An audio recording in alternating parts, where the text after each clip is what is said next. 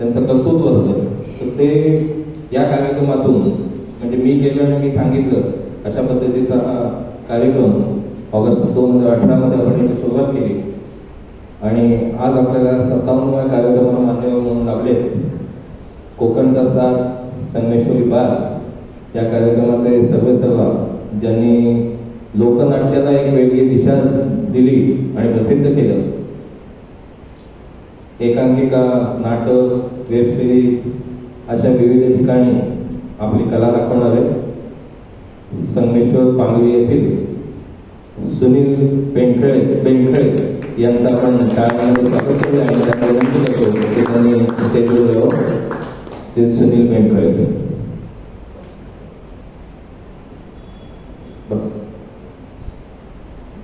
मी सुनीलला विनंती करतो की त्यांनी आपला प्रवास सांगायचा.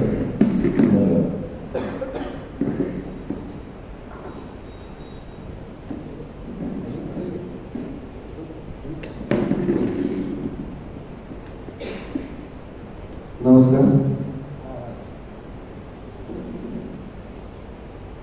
गोलकट्टाच्या या 57व्या पुष्पामध्ये आज मला बोलवलं त्याबद्दल काळेसाहेब आणि त्यांच्या संपूर्ण टीमचे आधी मी आभार मानतो. आणि मुळात म्हणजे त्यांनी मला सांगितलं, मला असं वाटलेलं की मुलाखत वगैरे दिली तेव्हा अर्ध काम आपलं झालेलं असतं. त्यांनी प्रश्न विचारला, आपण त्याचं उत्तर द्यायचं विषय बघा. म्हणून मी त्याच होतो आणि साधारण 5-6 दिवसापूर्वी म्हटलं की असं असेल ना, थोडंसं तसं काय नाही, ते मी तुम्हाला एकदा देणार मग तुम्ही सुरू करायचं. मग जरा जास्तीच वाईट. कारण कसं आहे, आता बरेचसे आम्ही सगळे आमचे मित्रमंडळी पण आलेले आणि गेल्या वर्षी 100 किलोमीटर आमचे कोकणचे सक्सेस झाले. रोज कुठून आम्ही तेच करत होतो. मध्ये आपण बोली भाषेतून पण बोलूया आणि तुम्ही पण रिस्पॉन्स दिला तर जरा मजा येईल, गप्पाच मारू आपण. तर मला कळायचं म्हणाले की तसं नाही की तुम्ही एका बाजूने बोलत जायचं.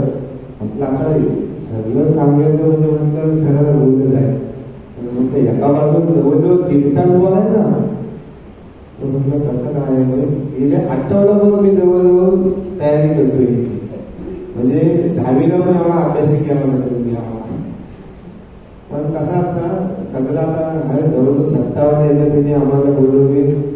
57 महिने हा सातत्याने एखादा ऊन वारा पाऊस नको तरी चालू ठेवायचा एखादा उपक्रम म्हणजे काय साधी गोष्ट नव्हे. त्याच्यामुळे मला असं नाही वाटतं की आधी काले साहेबांसाठी आणि त्यांच्या सगळ्या टीमसाठी जोरदार टाळ्या होत्या. आणि 57 महिने एवढं सातत्याने आपण कोकणाकडे येत आहे, साधी सुधी गोष्ट नाही. तर जबरी काम आहे तुमचं जी काही चिकाटी आहे ना, तच बघून आम्ही त्याचा चिकाट केला आहोत. कारण त्यांच्या आमचा हा कसा जवळजवळ 1-2 वर्षाचा बोललं तरी संबंध असेल. आम्ही संगीत नाटक आमच्या इथं रत्नागिरीला गेलं आणि मग म्हटलेलं काहीतरी उठावकारी हवा. तेवढ्याच बातमी घडली की एक माणूस कलेक्टर ऑफिसच्या बाहेर बसणारा उपोषणाला. म्हटलं हा का आणि करून उभारला तरी तो बघतो आपलं काले साहेब असे असेल की जबरदस्त व्यक्तिमत्व असणारे तिथपर्यंत आमचे मित्र झाले. तसं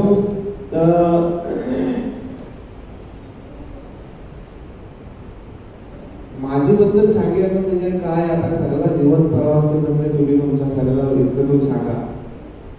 म्हणून ते मगाशी म्हटलं तसं ह्यांनी तसं सांगितल्यावर मी वाईट जरा मागं उभं राहून बघायचा प्रयत्न केला. तर नेमकं ह्यांनी सांगितले तर वाईट जरा बघूया तरी नेमकं काय आपण आजपर्यंत काय कसं काय झालं आणि कसं काय केलेलं. म्हणून ह्यांची मुलं आज का मागं बघायचा मला योग आलेला आहे. तर आमचं गाव मुलांमध्ये पांगरीला म्हणजे जवळजवळ 86 सालात मी कसं आम्ही बावनगीवरचे आमचे काका आहे. तिथे सगळे वडिलांनी आम्ही सगळे राहायचे. माझा जन्म झाल्यानंतर आमचे वडील पांगरीत गेले आणि मुलांतच आम्ही वाणी समाज त्याचे मुलं हातात लागली. किराणा मालाच्या उद्योग जिकडे तिकडे गावात गाडी जायचं म्हणजे आता व्हायचं तर कमी झालं. नंतर तुम्ही जर जुन्या काळातले बघितले इकडच्या गावागावात आमचं तिथं बावळदेव होतं दुकान. आणि मग माझा जन्म झाला 86 साली. आणि मग माझ्या वडिलांनी ठरवलं की आपण पण वेगवेगळ्या दुकान काढूया म्हणून मग जवळच असलेलं पांगरी गाव, या पांगरी गावात आमची सगळी फॅमिली गेली. आणि त्याच्यामुळे बावळतीपेक्षा बावळतीचा प्रभाव माझ्यावर जास्त आहे. त्यातल्या त्यात आम्ही जिथं राहतो पांगरी त्यामध्ये आमच्या ब्राह्मणवाडीतलं आमचं घर आहे तिथं.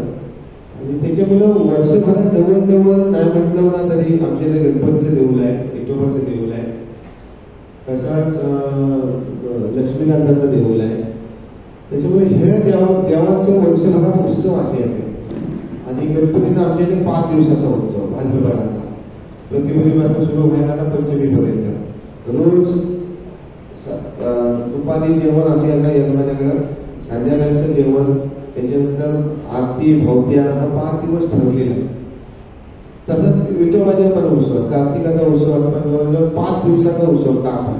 लक्ष्मीकांताचा पण तसंच. त्याच्यामुळे वर्षभरात नाही म्हटलं तरी 12 महिन्यातलं महिनाभर असं आमचा हा सगळा धार्मिक कार्यक्रमातच जायला. म्हणजे कीर्तन म्हणू नको, भजना म्हणू नको, त्याच्यानंतर भोवत्या बिवत्या, त्यामुळे लहानपणापासून ह्याची गोडी लागली. आणि सगळे नाटक व्हायला आमच्या इथं पारावरचं नाटक व्हायचं. त्याच्यामुळे नाटकात आम्ही ह्या तालमी ज्या आहेत त्या लहानपणापासून आम्ही बघत आहात. आणि म्हणजे त्या अभिनय करणारे असतील त्यांचं पाठांतर व्हायला नाही, पण आमचं डायलॉग घेऊन पाठ आम्ही करून त्या चौघात मोठ्या मोकळे. म्हणजे तुम्हाला सांगतो, आमचे वडील वय पाचवीत गेल्यानंतर माझे वडील असतील आणि तिथल्या आमच्या आजूबाजूच्या लोकांना घेऊन सागवेकर वगैरे मुले सगळ्यांना घेऊन माझ्या वडिलांनी गजानन महाराजांचा प्रकटीन सुरू केली तिथे 90 सालाची गोष्ट. आणि त्याच्यामुळे मग त्या प्रकटीला नाटकं व्हायची. नाटकं म्हणजे कोणची बोरकरांचं असेल, त्याच्यानंतर हिरगेकरांचं नाटक, अशी नाटकं त्यावेळी होती. बालपलटकरांचं नाटक जी गावागावात चालतात त्याची. मग त्याची रेसिपी असायच्या वया आमच्या देवाला, गणपतीच्या देवाला असायच्या. आम्ही काय करायचं, आमचं घरातलं घेऊन जायचं नाही आम्हाला. का तर तुम्ही झोपा, घराचा अभ्यास करा, नको जणू पुढं सगळे पुढं सटाकले का आम्ही मागून जायचे काय मी बघायला. आणि ह्या सगळ्यांचे डायलॉग आम्ही पाठ करून ठेवायचे.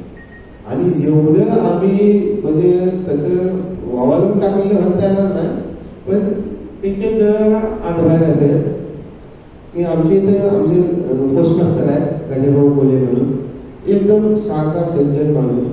आणि कोण त्यांच्या वाटेतून बसकरी बिस्करी त्याची कोण करूच शकत नाही, एवढं तापट पण होते ते. आमच्या सचिन भाऊचे भाव लागतात ते कार्याचे. तर त्या टायमाला त्यांनी हिरोची भूमिका केलेली. नाटक पहिलं होतं शिकलेली बायको, बोरकरांचं नाटक शिकलेली बायको. मग जवळजवळ 10-12 प्रयोग त्या आमच्या मंडळाला केलं त्याचे. तर त्याच्यात ते प्रतापरावाची भूमिका करायची, हिरो प्रतापराव.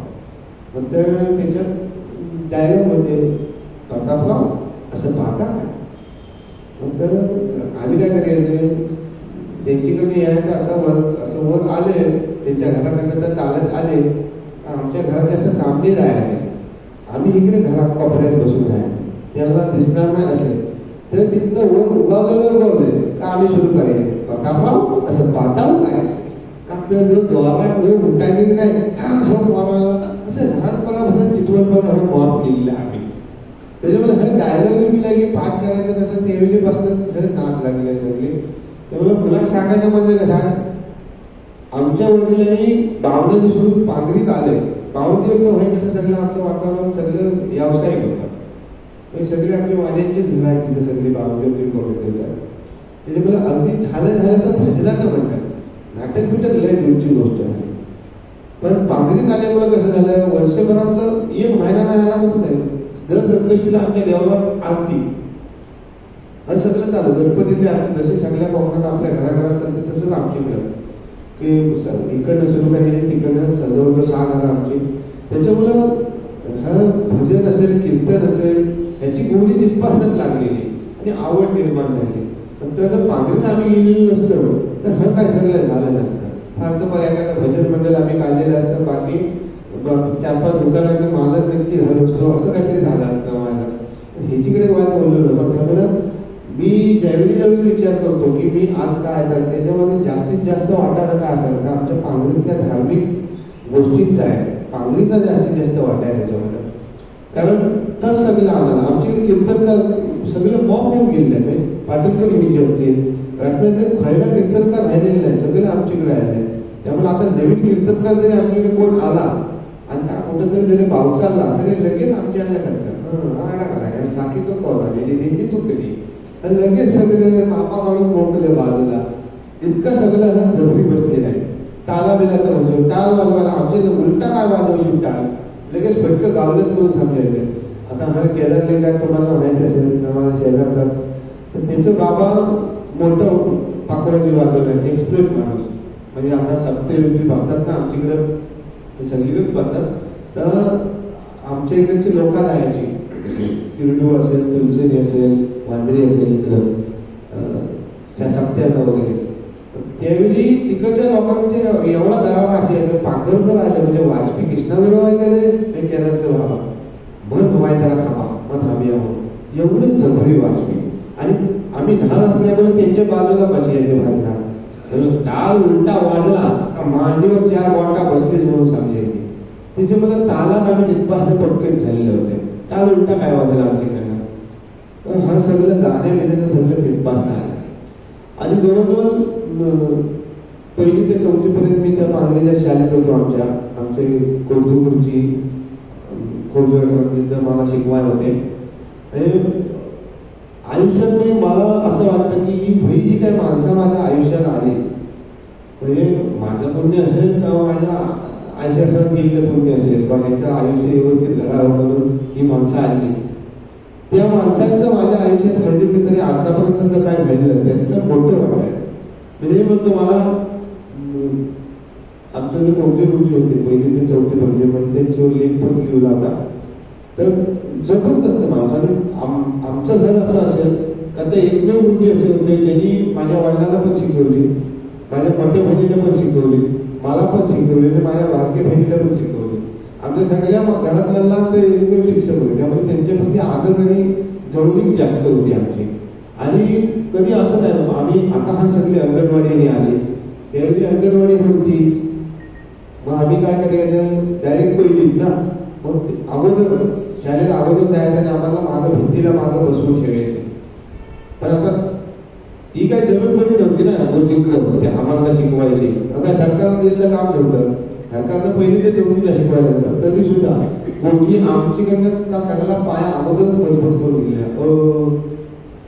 सगळं अगोदर. आणि येतना त्याने तसं दांडी मारलेली चालली तरी सुद्धा लगेच आमच्या बाजूच्या पोराला विचारतात त्याला का नाही आला. पण मी तसं नाही म्हणला का नाही आला आम्ही हजेरीवर नाही तरी सुद्धा हे नाही आलं त्याला. इतकं जबरदस्त ते आमचे गुरुजी होते. त्याच्यामुळं आमचं सगळं शैक्षणिक पण जबरी काम झालेलं होतं. म्हणजे कोणत्या मुलीच्या बाबतीत मी एवढं सांगत 4थी झाल्यानंतर आम्ही 5वीला तुलसेच्या शाळेत गेलेलं शिकायला. आणि आता नवीन गाव नवीन पोरा नवीन शिक्षक सगळेच नवीन. आणि त्याच्यामुळं आम्ही आधी शांत बसून होतो. मी वर्गात माझ्या तिथेच गेलेला जोगा तर मी गप बसून होतो आणि ती बाकीची पोरं तर त्याच शाळेतली ना 4थीतनं पाशी झाले त्यामुळे कंदाल करीत सगळे. मी आपल्या दर माझा नाही ओळखीचा पालखीचा मला मस्ती करणार मी जे 3रा का 4था दिवस असेल तर मी आपला बसून होतो सगळ्या बघित होतो. तर आमचे गुरुजी तिथले होते बिरजे गुरुजी होते. तर बाकीच्या पोराला सांगेल एकीकडे बघा का कसा शांत बसलेला आहे तुम्हाला गरज नाही काय हा का गुरुजींचा विद्यार्थी म्हणून शांत बसलेला आहे. तर मला माहिती मी काय शांत बसलेला आहे. पण इतका गुरुजींचा दरारा आणि त्यांच्याबद्दल आदर सगळ्या पंचक्रोशीतून तालुक्यात होता. आणि असं त्यांच्या हाताखाली आम्ही शिकून 5वीला मी तुलसेनी शाळेत गेलो. 5वी ते 10वी पर्यंतचं शिक्षण माझं तुलसेनीतच झालं. हायस्कूलला पण मी तिकडेच होता. आणि 10वी झाल्यानंतर आता काय करायचं बऱ्यापैकी सगळे मार्क पडले. त्यावेळी मला फर्स्ट क्लास 65% फर्स्ट क्लास असतो म्हणतात. तर त्यावेळी म्हणजे काय जास्त म्हातारा नव्हे मी पण 2002 सालातली गोष्ट आहे. तर मार्क त्या मला बरं पडले. त्यावेळेची गंमत काय आहे माझा 4था नंबर राहिला 10वी. म्हणजे किती महत्वाची गोष्ट असते बघा.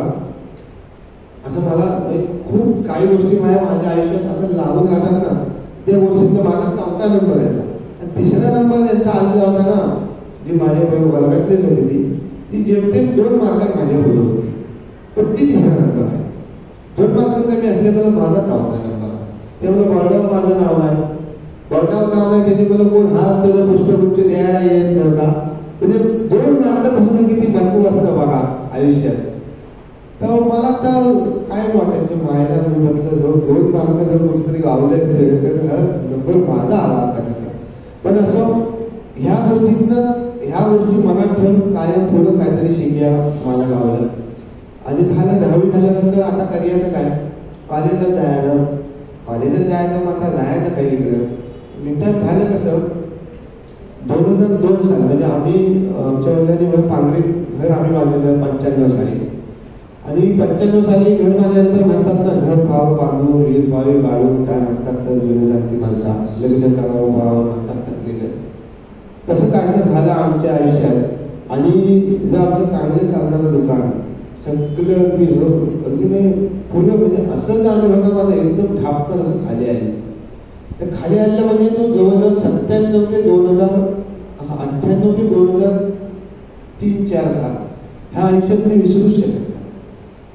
म्हणजे अशी वेळ मनामध्ये येऊ नये. मी गावात आमचं दुकान चाललं मजबूत सगळं होतं, पण त्यावेळेला आमच्या घरात खायची मुसीबत इतकी पाहिजे. आणि माझी मोठी बहीण होती, मग ती आमच्या बहिणीकडे जायची कामाला, तिला मदत करायला. मेणबत्त्या वगैरे त्यांचा कारखाना होता, पण ती पैसे दिला आणि त्याची आमची दिवाळी वगैरे झालेली आहे. आणि एवढं म्हणजे मला ते भावना वाटतं त्या टायमाला सुद्धा. आणि गावचं दुकान असल्यामुळे गावाचं उदारी पण मजबूत. पण तर उदारी मागे जायचं ना, आम्हाला होय देता म्हणजे आपलंच पैसे आणि आम्ही झोपाशी अशी अवस्था होती. मला म्हटलं काय झोप जिंदगी आहे आपली, पैसे आपल्या लोकांकडे आहेत पण धक्का द्यायला मागायचं. मग त्याच्यामध्ये कसं होतं, ही अवस्था आली की घरात मग कलह वाढतात, मग घरात सगळं भांडणं सगळे असं बारीक सारीक वाद वगैरे व्हायचे. पण त्या कालखंडात मला खूप काही शिकायला पण ते मला वाटलं की काय काय चाललेलं आहे, कशा म्हटलं राहायचं काय. आणि मग तरी सुद्धा कसं आहे, 10वीची 2002ला मी 10वीला होतो. 8वी ते 10वी मध्ये मग मी काय करायचं, वडिलांना मदत करून मग आपला खर्च आपण कसा काढता येईल याच्यासाठी माझ्या आत्याच्या मुलगीची चुन्याची फॅक्टरी होती, तांबाखूला चुना लावता होता. मग आम्ही त्याच्याकडनं होलसेलमध्ये उचलायचा. आणि शाळेला जाताना तिकडचं दुकानदार वगैरे उचलले तर माझी ओळखीची होती. तर पहिली वाजता मला स्वभाव तसा आहे, नवीन कोण गाव त्याची वजन काढायची, त्याची वजन करायची. आणि यांना वजन झाली कथा माझा होतो, मी त्याचा होतो. आता काय मला मी त्याला काही सोड येत नाही. हो पहिलीपासून लहानपणापासून कसं काय माणूस पण कसं काय झालेलं आहे. त्याच्यानंतर तिथलं दुकानदार सगळे माझे सगळे ओळखीचे होते. तर मी त्यांना हा सगळं घेत द्यायचा होलसेलमध्ये. चुन्याचे सगळं चुना टूप असेल, बाकी चुन्याची डबे असेल, चुन्याची पोळी यायची ती आता पण झाली होती. तर हे सगळं मी त्यांना होलसेल द्यायचा. आणि त्याची मला चांगला आठवतं 10वीची फी मी त्या चुन्याच्या पैशातनं भरलेली आणि 10वीची फी भरली. 10वीचा अपेक्षित आणि काय येतं ना, तर जून जुलै सप्टेंबर ऑक्टोबरला नवीन पेपर उत्तरपत्रिका मागच्या त्याच्यात यायच्या. त्याच्यामुळे तर सप्टेंबर ऑक्टोबरला घ्यायचा म्हणजे नवीन पण मागच्या वर्षी ते द्यायची. हा सगळं करेल. फक्त सुद्धा आमच्या गुरुजींचं दुकान होतं देऊळगाव, त्यांची केलं उदारीवर घेतलेलं होतं मी. आणि त्याचा अभ्यास करून जवळजवळ वर्षभरात त्याचं प्रेसिडेंट दिले असेल. पण ही सगळी माणसं अशी मला मदत करणारी भेटली. आणि 10वी झाली आपली. आणि आता कॉलेजात जायचं मग काय कोणाचं द्यायचं. मग त्यावेळी मला वाटलं की मला सायन्स भेटलं मग माझं खूप केलेलं आहे आपलं सायन्स भेटलं असं वाटलं मला सायन्स घ्यायला. तर सायन्स घ्यायचं म्हटलं घरचं आणि ओरिजिनल म्हणायला लागलं आपली परिस्थिती जाईल. सायन्समध्ये मोठा काहीतरी असतो कोणाला काय शिकून द्यायचं त्यांना काय माहिती. सायन्स म्हणतात त्याला आपल्या घरात करायचं आपल्या घरापैकी 8% म्हणतात त्याचं तू घे आपल्याला पाहिजे. म्हणून पण काय करायचं गोष्टीमध्ये पण मोठं होतं तिकडे पण किती मॉप असतं त्यावेळी वापरायचं. आम्ही गेलेलं ठरवलेलं तिथं आमच्या बरोबर भेटले ना, मग त्यांना सगळं दाखवलं किंवा कसं ॲडमिशन करायचं. त्यावेळी प्रकल्पाला फक्त आवश्यक होतं विजूसाठी करून तर माझं त्यांनी सगळं बघितले 65% मतलब त्यांनी सगळे वडीलचे कागदपत्र इकडे जवळजवळ ॲडमिशन करून टाकलं होतं मोबाईलला. हा परत पहिलीकडे गाव नाही तिथं भात मोठवाने गावलं गाव तर म्हणतात ओळखीचे नाही गेलं असे दोन चालेल्या टाक्या मिळवून बसतो आणि तिकडे पण होऊ शकतो म्हटलं हे म्हणतात पण केलं होतं. पण मला शेवटी काम विचारला खायचा आला काही येत नाही पैसे काय एवढं काय होत नव्हतं. आता आमचं सांगलीतलं दुकान जवळजवळ 2 वर्ष काढलं होतं त्याच्यामुळे काहीतरी करायला हवं म्हणून आमच्या वडिलांनी रत्नागिरीमध्ये पार्टनरशिपमध्ये किराणा नावाचं दुकान चालू केले होतं.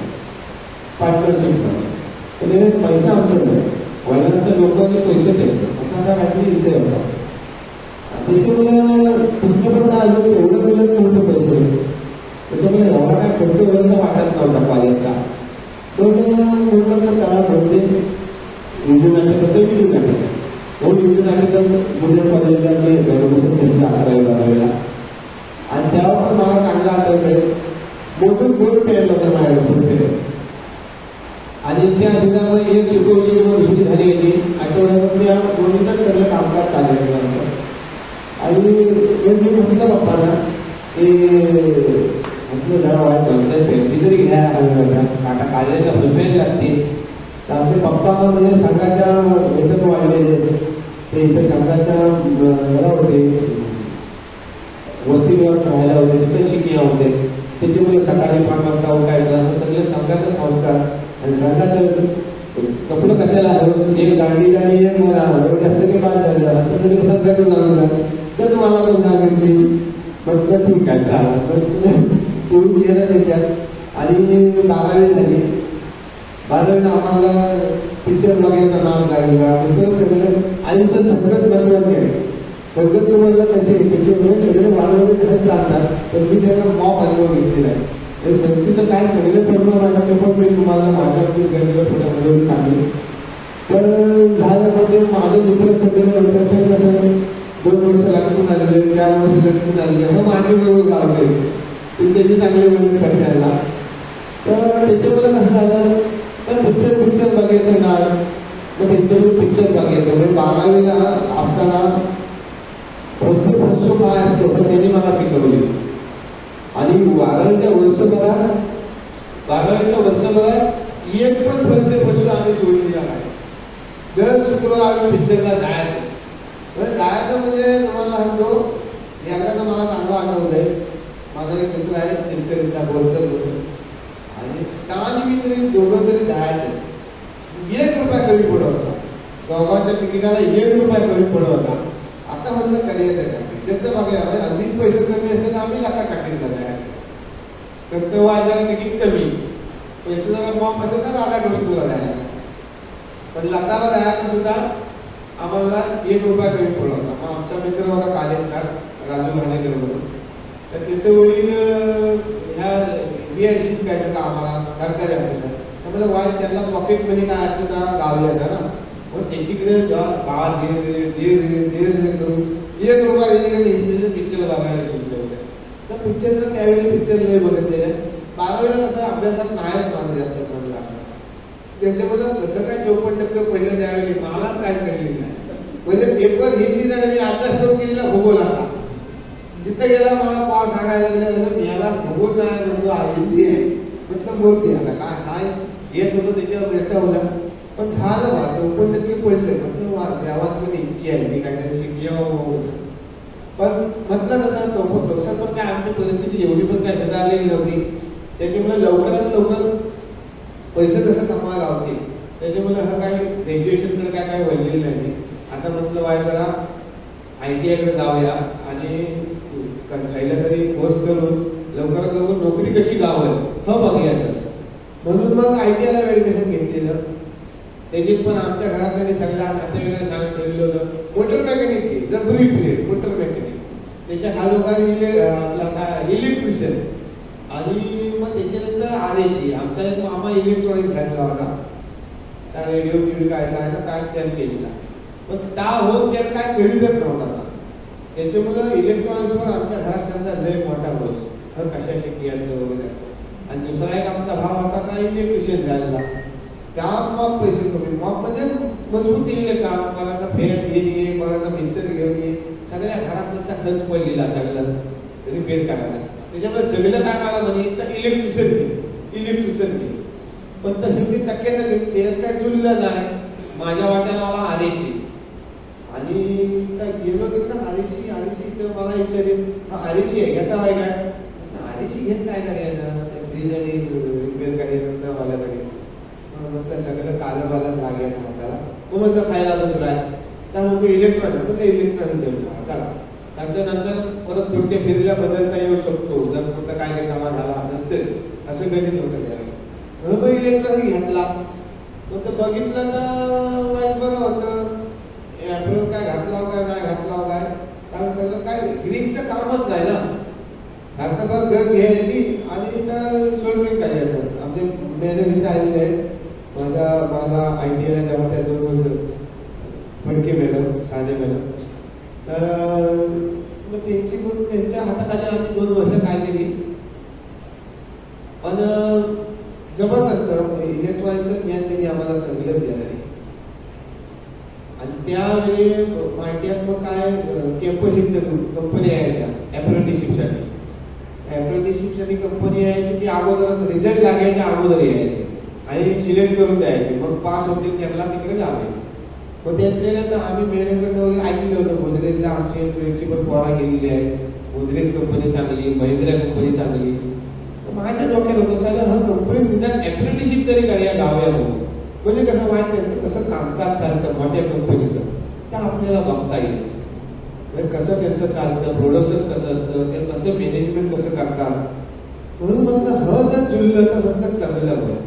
आणि मग जुलबी आम्ही मॅडमला विचारून गेलं होतं काय काय विचारतील काय काय सांगायचं. ते झालं तिथे गेलो आणि एक अगोदर मित्र एक आमचा गेला होता अगोदरच्या बॅचचा गोदरेजमध्ये. त्यानं म्हटलं काय रे नेमकं कसं काय असतं. काय म्हणतो काय नाही बाकीचं काय जास्त बघित नाही. तुम्हाला गरज किती आहे हा गरजू किती आहे तर बघतात आणि तुमची राहायची सोय. म्हटलं ओके. आता म्हटलं मी काम करता म्हणतो. दुसऱ्या आमच्या गावाल्याला फोन लावला मित्रांना. त्यांना म्हटलं काय राहता तुम्ही काय म्हणतो मी राहतो विरारला. म्हटलं इकडून इथं कोण राहतो काय म्हणतो आपल्याला एक अमुक राहतो. त्याला फोन लावला. म्हटलं इकडून राहतो म्हणून आमचं सूर्यानगरला. म्हटलं ठीक आहे चल. गेलो इंटरव्ह्यूला. त्यांनी म्हटलं डायोड फायड विचारले ना काय सांगितलं डायोड असा त्याला मग काय तेवढंच येत होतं. इलेक्ट्रॉनिक डायोड काय ट्रान्झिस्टर काय त्याला सगळे किती तर काय काय सोपं होतं तेवढं सांगितलं. मग मूल मुद्द्यावर आले. आता जर तुमचं सिलेक्शन झालं तर तुम्ही राहणार कुठं. म्हटलं इकडून लिहिला. जेवढं करणारा वाईट बोलला मला म्हणून तू इकडूनला कसं काय. म्हटलं आमच्या गावात मी पोरं आहेत तिकडं तर त्यांची म्हणून म्हटलं रूमवर राहणार. तर म्हटलं काय करतात तर म्हटलं हॉटेलमध्ये आहेत कामाला चांगल्या कंपनीत होते. म्हटलं हॉटेलमध्ये आहेत ते म्हटलं तर चौघं बाजून राहतात त्याच्यात म्हटलं मी एक काम राहणार. होय म्हटलं काही तिकडं सूर्यानगर मला जायचं होत बघत राहतो सूर्यानगर. याला एकदा मिळून दिलं नको त्याला म्हटलं ह्याचं सगळं म्हणतो आहे. हॉटेलवाल्यामुळे म्हणजे सारा गरजूच आहे असं सगळं जळून आलं. आणि मग त्यांनी मॅडम मला सांगितलं सिलेक्शन झालेलं आहे आणि दुसऱ्या झालं वेगळी गोष्टी भेटल्या. म्हटलं चला अर्ध काम झालेलं आहे आता फक्त पास व्हायला कसं तर बघूया हो. पण खरोखर माझ्या ITI ला सगळेच सर होते आमच्या मॅडम होत्या आमचे कामले गणिताचे सगळ्यांनी जबरदस्त पैत असतो कांदूर. मग बघितलं होय नाकाशी असतं म्हटलं विक्रुलेली कांदूर जवळ जवळ जाय म्हटलं जोडले हा काय तर म्हटलं. मग त्यांनी माझी तिथं सोय केली. तर पण इलेगाडीचं दुकान मुंबईत आता जुन्यातले तुम्हाला ठाव असेल मुंबईमध्ये इलेगाडीची दुकानं आहेत. आता मेन मुंबईत आहे ना इकडची बरीचशी सोपली म्हणजे खाली दुकानाने वर राहायचं किंवा मागं राहायचं असं आमच्या वाणिज्याची भरपूर मुंबईत दुकान आहेत इलेगाडीची. तर तसलं दुकान होतं मागं मी राहायचा त्यांची बरोबर.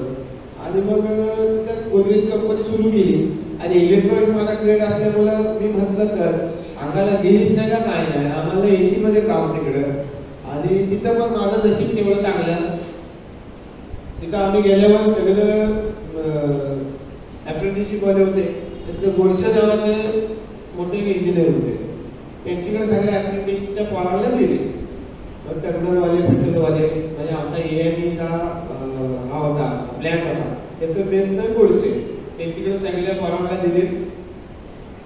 आणि मग तर वाटायला लागलं ना, तू ह्याच्या हाताखाली जा, तू त्याच्या हाताखाली. त्याची अगोदर त्यांनी आम्हाला इच्छा सगळ्या केल्या, तू खैरी करतात, तू खैरी करतात, तू कोण सांगत अवघडी, कोण सांगत इंद्रपूर, कोण सांगत पुणे, कोण नाशिक.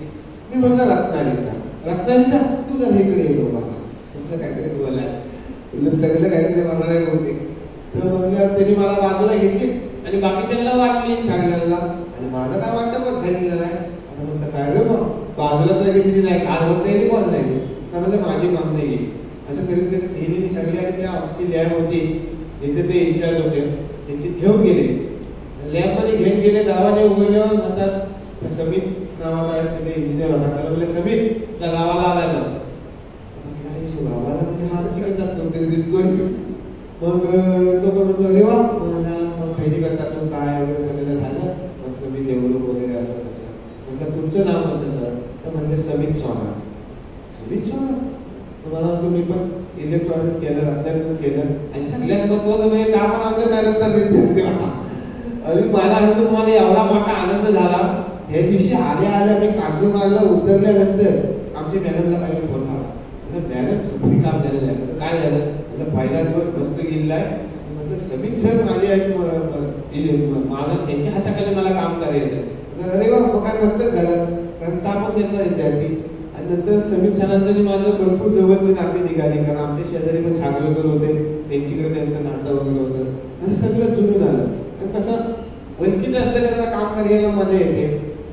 आणि माझ्याकडे त्यावेळी मोबाईल होता, म्हणजे ऐक्यात मला वाटतं मॅडमकडे मोबाईल होता आणि तिथे तर माझ्याकडे. बाकी त्यावेळी मोबाईल जास्त असं काही नव्हते. तर माझ्याकडे पण म्हणजे कसा आमचा मित्र आहे पाकळीतला दिलीप फुले म्हणून, का म्हणजे अजून जबरदस्त आमचा मित्र. आणि त्याचं कसं की आम्ही 12वीला होती ना, म्हणजे मला काय जास्त शिकलेली नाही, 10वी झालेला. त्याच्यामुळे काय असं असलं की आम्हाला घेत जायला बरोबर. त्यानं आम्हाला पहिल्या मुंबईत न्यायला होता. 10वी केदार 10वीला होता आणि मी 12वीला होतो. 10वी-12वीच्या परीक्षा झाल्या, आम्ही त्याच्याकडे आंब्याचं काम करीत होतो सगळं, पेट्याभर आंबं काढ, करडे घेऊन जा असं सगळं. आणि ह्या सगळं तर तिकडे पाठवलं. आम्हाला सांगायचं होतं आपण सगळ्यांनी मुंबईत जायचं, शेवटची गेली की पेट्या. मग त्यानं आम्हाला पहिल्यांदा केदारला आणि मला पहिल्याच मुंबईत देणार होतं 2002 सालात, 2004 सालामध्ये. आणि तेव्हा पहिले मी मुंबई बघितलेली होती.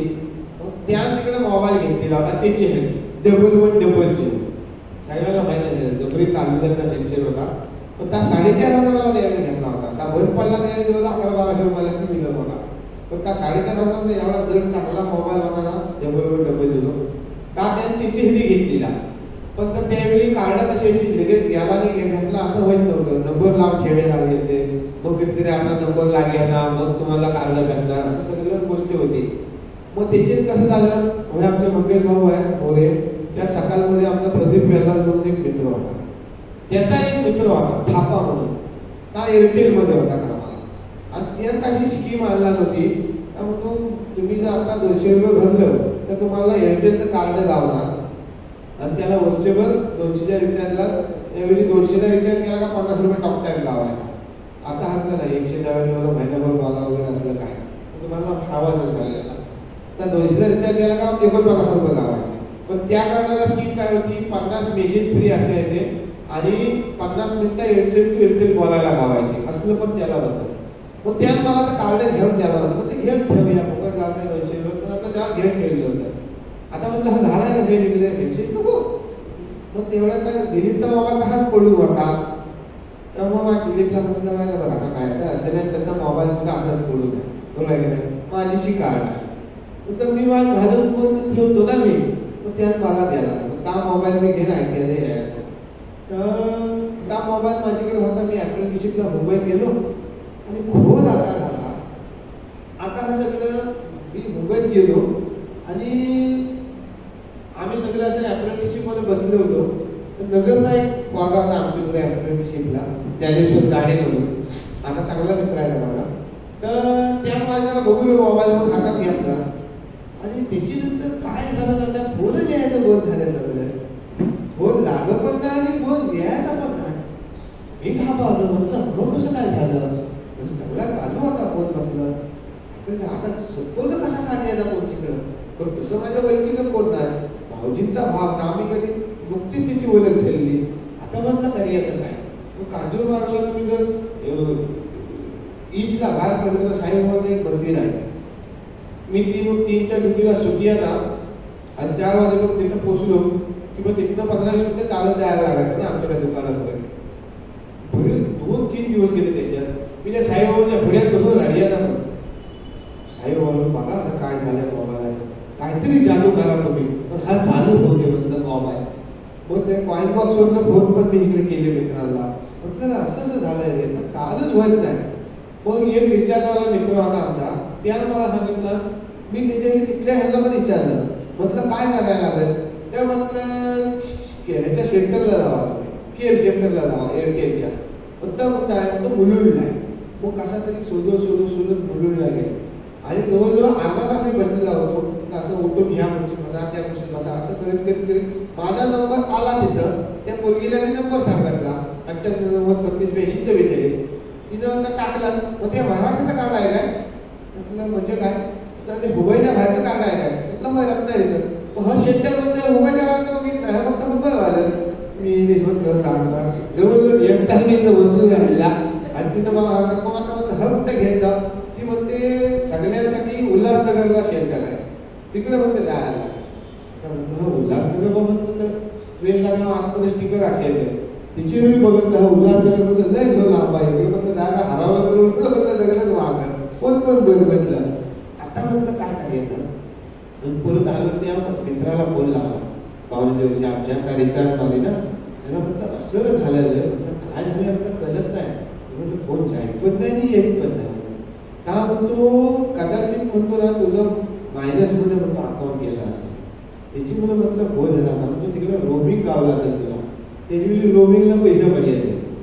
आणि तर ॲटोमॅटिक सेटिंग असतं नेटवर्कचं, त्या ॲटोमॅटिक केलं का गोल झाला, गोलसं झालं.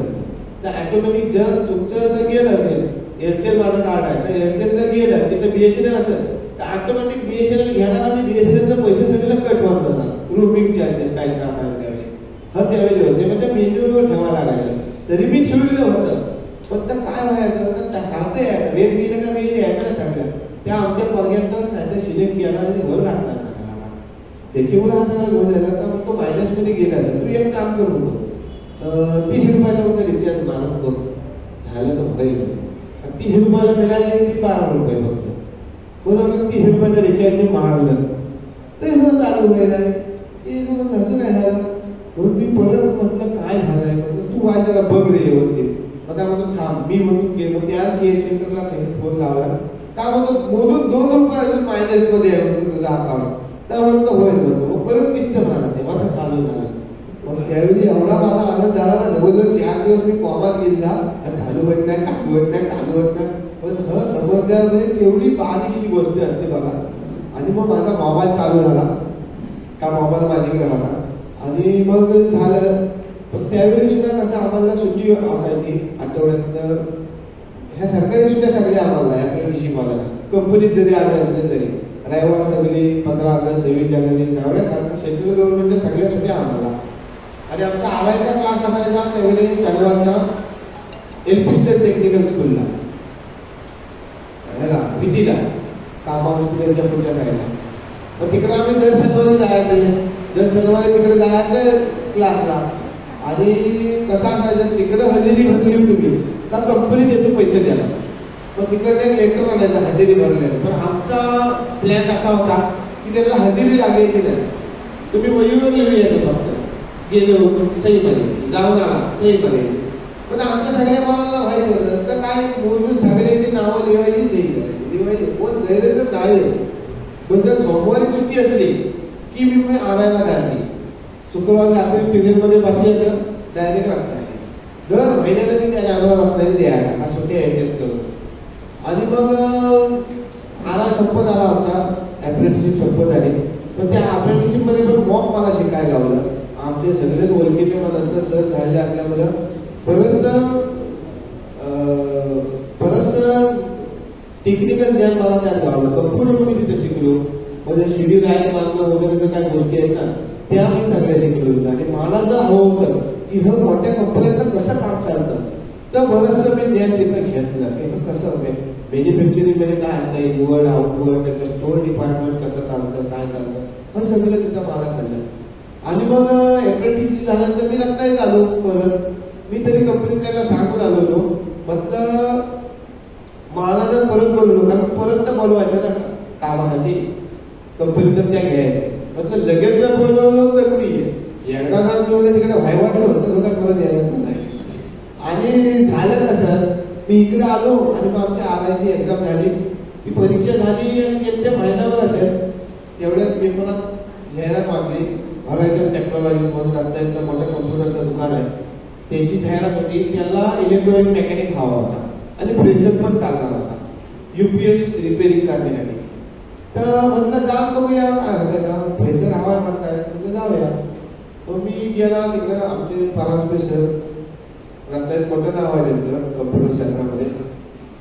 तर 2007 साली मी हॉरायझन झालं. त्यांनी माझा इंटरव्ह्यू घेतला आणि UPS साठी चॅम्पियन नावाची कंपनी होती, तिला रत्नागिरी सेक्युरिटी इंजिनियर हवा होता म्हणून त्याची माझी इंटरव्ह्यू झाली. सगळं झालं. मग मला सरांचा फोन आला, उद्या भेटत तू ये. आणि ते फरांजपे सर त्यामुळे दिवसभर थांबण्याच्या उद्देशानंच ये म्हणजे डबा घ्यायची असं सगळं. मग मी आला आणि झालं ते पगार का तसा खरेदीला नव्हता आमचा. मी म्हणते त्या कंपनीत लागलं तर मला 5,000 रुपये हळूहळू पडलो. मग मी आणि यांचीकडे सुरुवाती झाली. पण फरांजपे सर म्हणजे जबरदस्त म्हणजे खायला पण व्यवसाय करत असताना व्यवसाय कसा करावा आणि त्याचे नियम आपण कसे स्वतःला घालून घेतले पाहिजे. कारण कसा आहे व्यवसाय चढ उतार असतात, गावते म्हणून मजबूत खाण्यात पण अंतर असतो. त्यामुळे ह्या सगळ्या गोष्टी त्याचे जे काही व्यवसायाचे नियम आहे हे फरांजपे सरांकडनं खूप चांगले शिकायला लावले मला. की जी गोष्ट करायची नाही ती आयुष्यात कधीच करायची नाही. मग तिचा मोह होतो तिच्या मागं जायचं हा अजिबात कधीच करायचं नाही. हा त्यांची शिकवण झाली होती. तर मग त्यांच्या हाताखाली मी आपलं जायला लागलो. त्यांनी कम्प्युटर रिपेअरिंगचं दुकान मला विचारलं पहिल्या दिवशी, तुला कम्प्युटर मधलं काय माहिती आहे? मग CPU माहिती, मॉनिटर माहिती, कीबोर्ड माहिती, माऊस माहिती, ह्याच्या सामने कोण केलेलं आहे? म्हटलं हार्ड डिस्क माहिती आहे म्हटलं काय सांगत आहे. रॅम माहिती काय म्हटलं रॅम बद्दल ऐकून आहे म्हटलं काही जास्त माहिती नाही. आम्हाला कम्प्युटर जरासा होता इलेक्ट्रॉनिकला, त्यामुळं रॅम बद्दल फक्त माहिती होती. मग ते म्हटलं काळजी करू. मग त्यांनी सगळं हळूहळू शिकवले कम्प्युटरचं, त्या रिपेअर कसा करायचा, मदरबोर्ड काय असतं वगैरे सगळं कम्प्युटर लॅपटॉप वगैरे सगळं. आणि मग त्यांच्याकडे मी जवळजवळ 3.5 वर्ष 2010 सालापर्यंत 11 सालापर्यंत मी त्यांच्याकडे होतो. पण कधी असं आम्हाला वाटलं पण नाही. जवळजवळ पहिले 1.5 महिने माझ्याबरोबर दुसरी पण अजून 2 मला जॉईन झाली होती. ते तर कम्प्युटरची कोर्स करणारी पोरं होते. त्याच्यामुळं 1.5 महिने झाले पगाराचं काय काम नाही. म्हटलं काय कसं काय होते तर मला विचारले तुला किती ठरलंय ते. म्हटलं माझं काय जरुरी नाही. म्हटलं झालं. पण सरांनी आम्हाला म्हणजे रत्नागिरीत त्या टायमाला हॉरायझनला आम्हाला काम करणाऱ्या सगळ्यात जास्त पगार होते. म्हणजे आमच्या तुलनेने 5-5 वर्ष काम करणाऱ्यांना पण बाहेर मार्केटमध्ये तेवढे पगार नव्हते. एवढे पगार आम्हाला हॉरायझनमध्ये होते. किती होते त्यांना विचारलं तुम्ही हसशील द्या मला ना. तर ते 2007-8 सालात झालं आम्हाला. तर सरांच्या हाताखाली हळूहळू सगळं करण्यात झालं. मी 2 व्हीलर चांगली चालवायला शिकलो. सरांची 2 व्हीलर माझ्याकडे होती. तर मी 2 व्हीलर चालवा शिकलो. रत्नागिरीच्या जवळजवळ आणि हॉरायझन टेक्नॉलॉजीचं नाव चांगलं आहे रत्नागिरीमध्ये. त्याच्यामुळे कस्टमर पण सगळे चांगले मोठे होते. वकील असतील, डॉक्टर असतील, त्यामुळे चांगल्या लोकांच्या ओळखी झाल्या. CA असतील, बऱ्याचशा लोकांच्या माझ्या त्यावेळेच्या ओळखी आहेत, त्या अजून आहेत त्यावेळेच्या ओळखी. तर 2010 सालात 11 सालापर्यंत सरांकडे मी होतो. आणि पगार कमी आहे किंवा काम जास्त झालं आहे म्हणून काय मी जॉब सोडले जात नाही. निव्वळ जॉब सॅटिस्फॅक्शन नाही ह्या एका मुद्द्यावर फक्त सरांची. कारण आम्हाला हॉरायझन अजून पण ते आमचंच घर असल्याचं वाटतं. आम्ही अजून पण हक्कान जात आहोत. सर आमच्याशी चांगले वाटतात. आणि सगळं चांगलं झालेलं असतं. तर ते आपलं म्हणून मग आम्हाला वाटायचं की सर आपण असं करायला हवं, सर आपण तसं करायला हवं. तर कुठेतरी असं सर सरांची कारण त्यांची गणितं वेगळी असते. तर त्याच्यामुळे माझ्या मी सरांना म्हणतो की सर नाही मी सोडतोय, मी गणपती सोडतो म्हणून सांगितलं. पण सर म्हटले सोडून काय करणार, फक्त काय ठरवलेलं नाही काय करायचं. पण म्हटलं सोडतोय मी, म्हटलं भरपूर झालं 3.5 वर्ष म्हटलं झाली. तर मग ते वायदाला थांब गणपती सीझन जाऊ नये झालं. गणपती सीझन गेला आणि मग 31 डिसेंबरला फायनल झालं. तर म्हटलं मी आता थांबतो आणि झालं. पण कसं झालं वायदाला ज्योतिषाचं पण असतं ना आपल्या क्षेत्र. मला एक ज्योतिषी भेटले होते. तर ज्योतिषाला मी म्हटलं की माझ्या म्हटलं डोक्यात असं असं आहे. तर म्हटलं जॉब चेंज करावा काय, कारण कसं आहे माझ्यावर जबाबदारी तशी काही नव्हती. पण म्हटलं अगदी जर हातचं सोडून परत घरात बसायची पाहिजे तर बरंच शेती कशा करायची पाहिजे. मानसिक आनंद तरी काहीतरी हवं ना माणसातली. म्हणून म्हटलं त्यांना मी म्हटलं आणि मग त्यांनी सगळी पत्रिका बघितली. मला म्हटले आताचा हा तुझा योग आहे चांगला आहे, काहीतरी होऊ शकतं नवीन. मग म्हटलं ठीक आहे. मग सरांना सांगत आणि दिला सोडून. त्यावेळी मी रूम राहायला आलो होतो. पहिल्या जवळजवळ 2009 सालातच मी रत्नागिरीत राहायला आलो. पांगरीचं मग अपडाऊन बंद केलं. त्याला सुद्धा नाटकच कारणीभूत आहे रत्नागिरीत राहायला यायला. कारण हॉरायझनमध्ये असताना कसं झालं निवडून पण झालं की आपण नाटक केलं पाहिजे. कारण लहानपणापासून सगळं झालेलं होतं. तर नाटकाचं कसं काय करता येईल म्हणून ह्याच्या शोधात होतो मी. आमचे मंगेश मोरे वगैरे सगळे होते. त्यांचा गाण्याचा ग्रुप पण त्यावेळी त्यांनी सूरविधान म्हणून काढलेला होता. त्यांच्या ग्रुपमध्ये आम्ही जॉईन झालेलो होतो. तर त्यामुळे ते गाण्याचे प्रोग्राम पण आमचं चालू होतं. पिंटेजी वगैरे त्याचे फाउंडर मेंबर हे आमचे बकरत पाटील आता जे आले ते सुद्धा त्यावेळी त्याच्यामध्ये होते. तर त्यांच्या ग्रुपमध्ये मग हळूहळू भावगीतं म्हणायला जा, मग नंतर आवाज जरा चढ्यापट्टी जाय, मग प्रल्हाद सिद्धीची गाणी म्हणत असं करीत करीत आम्ही जबरदस्त बरेच कार्यक्रम केले त्याचे असे मैफिलीचे कार्यक्रम. आम्ही एवढं आम्ही खालीवर होतो ना की त्या मैफिलीचा कार्यक्रम आणि आमच्यात एक गायक होता त्याला कानपुरा लागायचा. आता कानपुराला त्याचा एवढा मोठा भापला, त्याला एवढा मोठा वासाचा सगळा घेत आला. पण त्यावेळी आपल्याला तिकडेच 4 व्हीलर सगळे 2 व्हीलर वाले. आणि आम्ही तुम्हाला सांगतो ह्या नाट्यपीठात जाऊन असं कार्यक्रम केलेला आहे. 2 व्हीलरवर हा कानपुरा घेत जायचा आम्ही एवढा सगळा. आणि एवढ्या म्हणजे त्यावेळेच्या गोष्टी आहेत ना ज्याला पुस्तक होईल त्या गोष्टींवरती. 2 व्हीलरवर गणपतीतनं आम्ही दरवर्षी आमचा मनोज आडवेकर म्हणून मित्र आहे तिकडे आरती ऑफिस आरतीचा एजंट आहे ना, दरवर्षी आम्हाला बोलवायचा. अजून पण बोलवतो पण आम्हाला वेळ गावत नाही तेव्हा त्या भानगडीत पडत नाही बोलवायचा. तर दरवर्षी आम्ही त्याच्याकडे जायचं गणपतीत आणि हनुमान जयंतीला.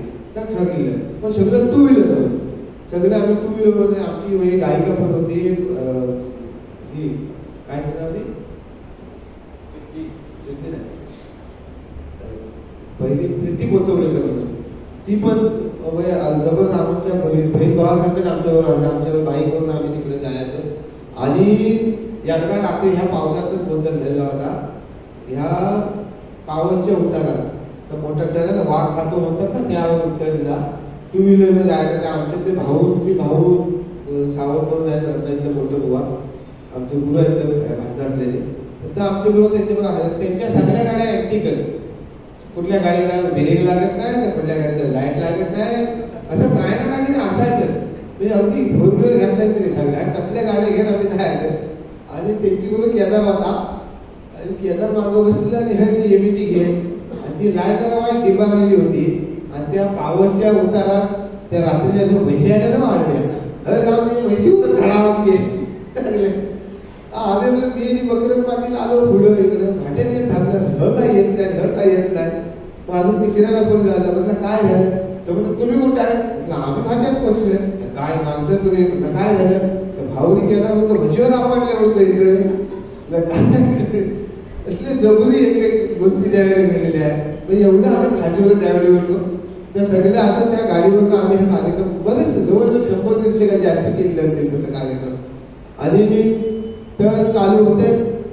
आणि मग हॉरायझनला असताना अनिकेत गालू माझा मित्र आहे आमच्याकडे असतो आता पुस्तक करून काम करतो. त्या हॉरायझनला MCP चा कोर्स करून जॉबला आलेला ट्रेनिंगसाठी म्हणून. मग त्याची तिथं ओळख झाली. तो पण मी 2-3 संस्था फिरून आणला होतो की खैल्या संस्थेत काम करायला जात आहे का, पण तर काय वाटलं नाही मला, वाटलं नाही यांच्याबरोबर काम कर, यांच्यासोबत आपण जावं असं वाटलं नव्हतं. आणि मग झालं कसं, पांगरीत असताना कॉलेज चालू असताना आमच्या मंगेश भाऊनी मोरेनी मला एक इष्टाकी नावाचं पुस्तक दिलेलं. अनिल नांदेकर साहेब आहेत आमचे स्टार थिएटरचे मोठे लेखक आहेत ते. त्यांनी त्या 8 एकांकिकांचं एक पुस्तक छापलेलं होतं. 8 लेखकांचं रत्नाचे सगळे लेखक, अमोल काका रेड्डीचे होते, अनिल काकांची स्वतः होती, अंबर रणबिसिंगची त्याच्यामध्ये होती, बाजीराव नेकमानची होती, अशा बऱ्याच लेखकांच्या त्या एकांकिका द्यायच्या होत्या. तर मला त्यांनी पुस्तक द्यायला तर वाचून काढलं होतं. म्हटलं सो भारी आहे ही, एवढी म्हटलं चांगली कामं करणारी माणसं रत्नागिरीत आहे, तर जबरदस्त आहे. कधीतरी मग त्यांचा सहवास आपल्याला लाभला नाही. पण जर माहिती घालून हे सगळं स्टार थिएटर नावाच्या संस्थेबद्दल काम करतात. त्यावेळी वैभव मागले इथे होते, मनोज कोल्हटकर काका इथे होते, तर त्या संस्थेत होते. त्यांची स्टारची नाटकं बॉम्ब चालायची त्यावेळी. आणि त्याचा ट्रेन जवळजवळ फारसी गरज होता. समीर काका इंदुरकर वगैरे, तर महाराज मेले, भ्या चटाक वगैरे अशा एकांकिका जबरदस्त काढलेल्या त्यांनी केलेल्या होत्या त्यावेळी.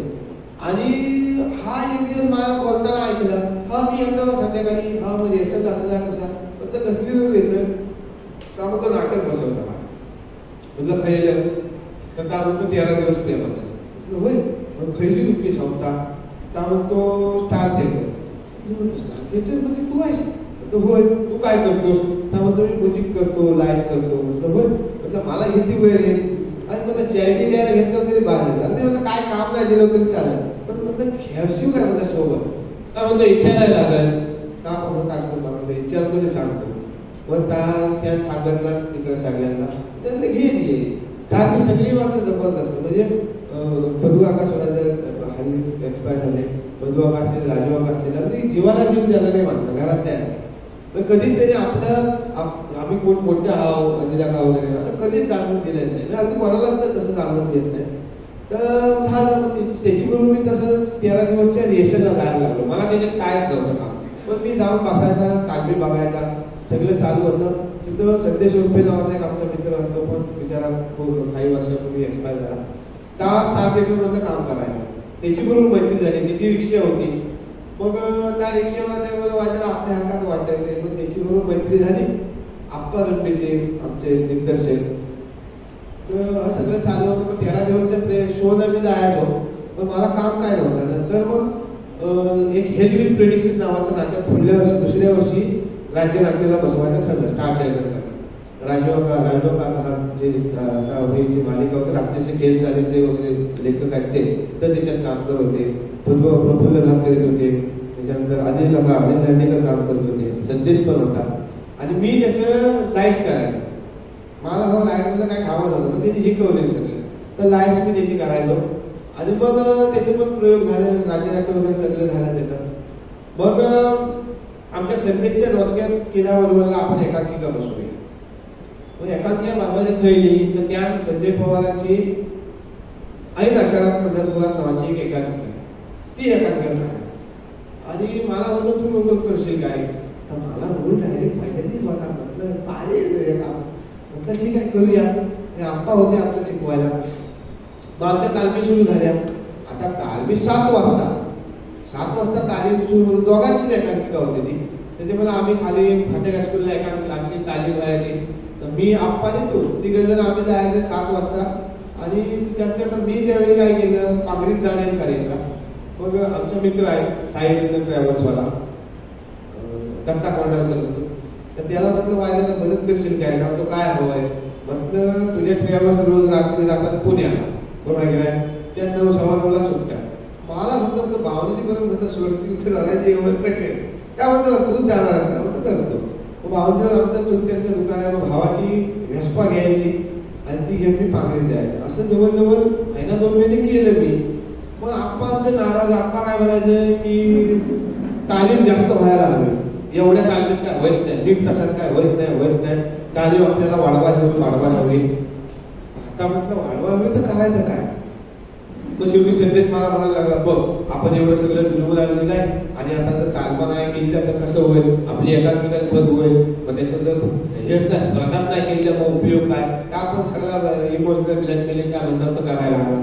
त्यात पण भरपूर खर्च केला, रेकॉर्डिंग केलं होतं सगळं. मग म्हटलं चला आपण रत्नागिरीत राहायला यावं. मग घरात सांगितलं म्हटलं असं आहे, आम्ही नाटक करणार आहे आणि त्याच्यामुळे म्हटलं रोज रात्री यायला जमत नाही, तर म्हटलं मी रत्नागिरीत राहायला विचार करतोय. तर घरात पप्पा म्हणते ठीक आहे, तर आई मध्ये कशा रत्नागिरीला मग हाय असं चालू ठेव, रविवार चाला. तरी सुद्धा मी आलो रत्नागिरी. आमच्या भाई बघून पाटील असेल त्यांच्या मदतीनं, त्यांचे मित्र 2 होते, त्यांची बरोबर रूममेट म्हणून आम्ही राहायला लागलेलो. तर त्या सुद्धा रूममेट माझे चांगले होते. एक आमचा विवेक परब जो जिओजीचा ब्रँच मॅनेजर आहे, त्या MBA केला त्याला फायनान्स म्हणतात, त्यामुळे त्या पण अभ्यास बघा. दुसरा पण आमचा सुनील लोट म्हणून मित्र, त्या सुद्धा बँकिंग सेक्टरमध्येच कामाला. असे चांगले मित्र त्या टायमाला मला सुद्धा गावले. आणि नंतर आम्हाला एक मेंटल हॉस्पिटलचा डॉक्टर मयुरेश कवी मंडळ म्हणून त्या पण बरीच वर्ष आमची बरोबर होता. म्हणजे त्या आला 1 महिना इथे राहायला, का त्याची ट्रान्सफर झाली ठाण्याला.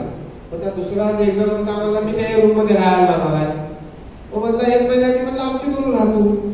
काय 1 महिन्याने आला तर डॉक्टर त्याला सोडी नाही, तर सोडी द्यायला हा जाय वेगवेगळं. तर हा आमच्याकडे जवळजवळ वर्ष 1.5 वर्ष आमच्या इथेच राहायला होता. त्या रूमवर म्हणजे कसं आम्ही जेवण घेऊन काय करायचं नाही, जेवायला सगळं बाहेर होतं. पण ह्या कवी मंडळाचं सगळंच सामान होतं, जवळजवळ 5-6 गाद्या, मिक्सर, कुकर सगळं हौसाला बघायला. पण त्या गाद्या बिगर आम्ही झोप येते. आमच्यात तसा सोजवलमध्ये पण आमचा विवेक परत जो MBA फायनान्स मला सांगितला, का एकदम नाकासमोर चालणारा माणूस का होता. बाकी सुनील पण माझ्या नावाप्रमाणे आम्ही दोघं असेच होतो, रात्री इकडे फिर. कारण मयुरेश एवढा आमचा हे होता की रात्री 2 वाजता त्याला पेटका यायला, चला कॉफी पिऊया, की आम्ही रात्री त्याची ॲवी येते, त्याच्यावर पहिली गाडी ती घेऊन आम्ही कवी घ्यायला जायचं, CSD ला कॉफी प्यायला. असं सगळं होतं. आणि त्यांचा मालक पण कसा सगळा यावर विवेकशील, कारण का चांगला ना त्यात आम्ही काय काहीतरी बोलणार भेटले वगैरे आला तर भेटला तर बरं असं. त्यामुळे सगळं काय असतं हिशोब सगळं वेगवेगळे. आणि बॅचलर असल्यामुळे बॅचलर आहे, आठवड्यातनं एका कचरा काढायला, त्याला साफ पण फोन करतो आहे, असं सगळं बॅचलर आहे. जेवण पण आम्ही करीत करतो. होता आमचा मालक यायला, त्याचा पावरचाच होता, त्याचा एका जबरदस्त जीवन झाला. त्या मुंबईतला यायचा का आला का आमच्या रूमवर यायचा, सकाळी 5:30 टाकायचा. का आला का रूमवर यायचा, त्याचं फिरेन फिरत आला आणि मग SD पकडून पावरला जायचा. हा नेहमीच आम्हाला कधी गावलेलं आहे. आणि एक दिवशी आम्ही असं सगळं हॉलमध्ये झोपलेलो होतो. आमच्यात सकाळी लवकर 7:30 वाजता म्हणजे विवेकच उठायला, आणि बाकी सगळे आम्ही 9 वाजता उठायचं, पटापट आवडायचं, अर्धा पाऊण तासात किती झालं 10 वाजता असं आमचं सगळं. त्यामुळे आम्ही झोपलेलो होतो. दरवाजाजवळ आमचा डॉक्टर, त्याच्या बाजूला मी, इकडे सुनील आमचा दुसरा. तर का मालक आमचा गाडी टक टक टक केला, ह्याला असंच आपलं उठून टाळ उघडला, टाळलं बघितलं काय हापच्या ते बोलवा माणूस. तर त्याला म्हणतो नाही काय कचरा बिचरा काय द्यायचा नाही, म्हणजे दार बंद केला. आता त्या डॉक्टरची लोक काय चुकी नाही, तो ज्या तिकडे बिल्डिंग मध्ये राहायला होता तिकडे रोज सकाळी वॉचमध्ये यायचा, कचरा न्यायला. त्याच्यामुळे त्याला म्हणलं इकडे पण कशीच पद्धत असेल. त्या मालकाला आमच्या म्हणतो आपलं काय कचरा बिचरा द्यायचा नाही, म्हणून दार बघू काय कचरा नाही का, तो मालक काय म्हणतो तू दार उघडले, विवेक धाव झाला बाहेर. काय झालं बघू कोण आहे, तो मालक आहे. आम्ही जर काही कावरून घेत झोपलेलं का दास करून उठलेलं नाही, तर तोंडा पण बघू दे लोक आमची.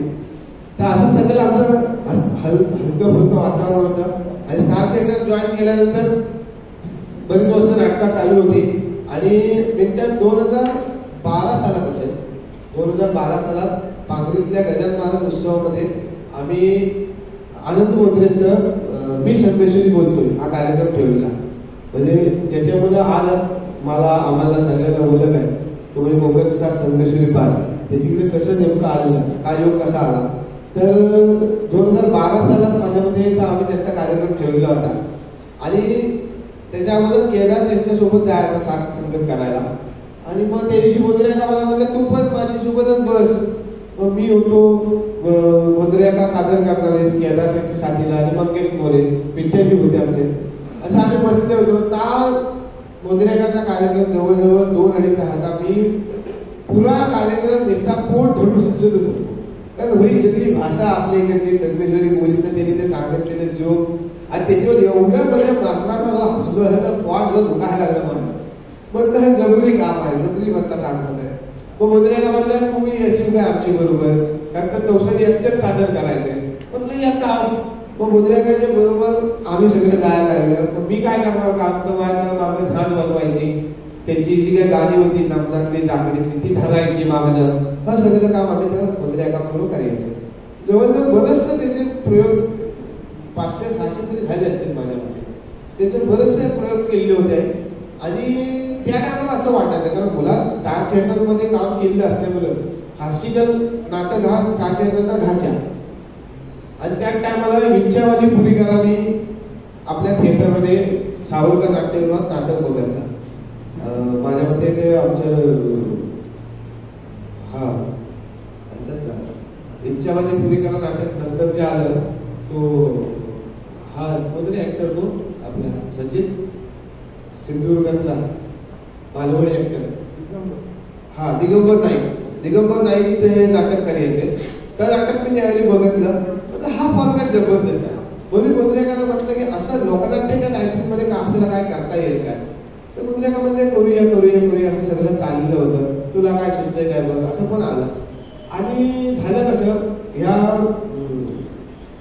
कोलब्यातच येतं ना, हा बाजूला कोलब्या. 2014 सालात कोलबे गावामध्ये आमचे मित्र आहेत, योगेश गुरव आहे, त्याच्यात अण्णा पाटील आहे. तर त्याला गोदऱ्याचा कार्यक्रम हवा होता. त्यांनी आम्हाला सांगितलं, आम्ही मित्र होतो. मग झाला कार्यक्रम ठरला आमच्या त्रिपुटी देवीच्या ह्याला, आणि कार्यक्रम ठरला, सगळं झालं. पत्रिका छापली, गोदऱ्याचा कार्यक्रम आहे, गोदऱ्याचा कार्यक्रम सगळं झालं. आणि अचानक गोदऱ्याला जयपूरला जायचं काम निघालं. त्यांच्या मुलगा तिकडे म्हटलं मला जायला हवं. म्हटलं असं काय बोलू नका, त्यांनी पत्रिका छापली नाही, कार्यक्रम म्हटलं नाही झाला तर तेव्हा म्हणतात नाही, मला तर म्हणतात जायलाच हवं. पण तेवढ्यात काय व्हायचं, जेव्हा आमचं कार्यक्रम असायचं बोधऱ्याका बरोबर, तेव्हा गाडीतनं जाता येताना त्यांच्याच गोष्टी मी त्याला सगळ्यांना सांगायचो. गाडीत आमचं असं जोक चाललेलं असायचं, जसं आता आमचं गाडीतलं जोक करतात तसं तर असं चाललेलं असायचं.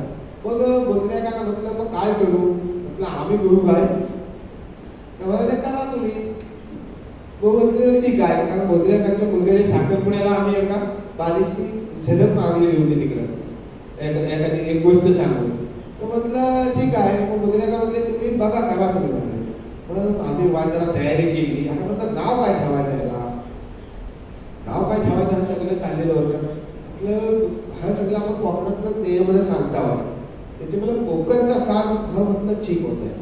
मग मी होतो, केदार होतो, पिंजाजी होते, मंगेश चव्हाण, मंगेश मोरे, सगळे आम्ही बसलो होतो प्रॅक्टिस करायला, विश्वास सरकरे. तर म्हटलं काय करायचं तेवढ्यात केदारला सुचलं, मग तो संगमेश्वरी बाज करूया म्हणजे कोकणचा साज पण बाज असला तर संगमेश्वरी. म्हटलं हा चांगलं दिसत आहे. मग त्या नाव तिथं सगळं ठरलं. आणि मग त्या पहिल्यांदा आम्ही तिथं बैठक बोधऱ्याका जसं करायचं तसंच आम्ही जवळजवळ तेच केलं.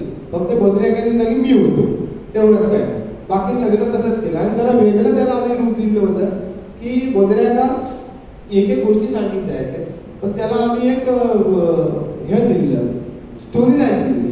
मग ती कशी घेता येईल. मग ते सगळ्यांच्या एकामेकाच्या डोक्यात आलं की मग मुंबईतलं चाकरमानी मुंबईकडे येतोय, त्याला ते डॉक्युमेंटरी बनवायचे. मग हे सगळं आम्ही त्याला बसूनच पिंडेजी आमच्या मुंबईकडे तेव्हा पण करायचे, तर बसूनच सांगायचे. मग मी बसूनच त्याला उत्तर द्यायचं. मग हा स्टँडअप कॉमेडी नाही, शिटिंग कॉमेडी होती आमची थोडक्यात.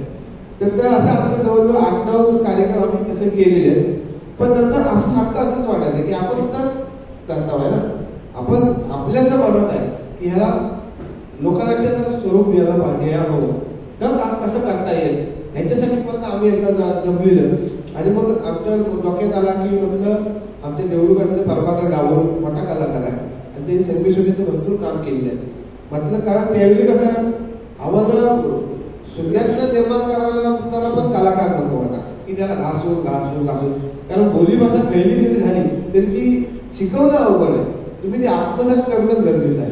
म्हणजे त्यांच्याबरोबर भाव वगैरे असा विषय आहे.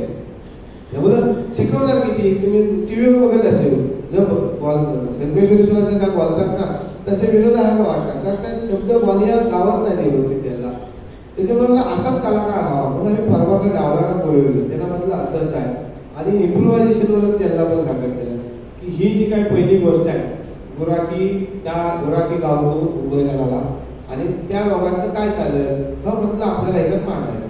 मग त्याचं काय पहिली जी गोष्ट होती त्याच्यात टाकून टाकून दोघांनी सगळी केली. मला वाटतं 11वा प्रयोग असेल आमचा तो कोलते गावामध्ये. कोलत्यात आम्ही 11वा केलेला होता आणि त्या सगळी झाला.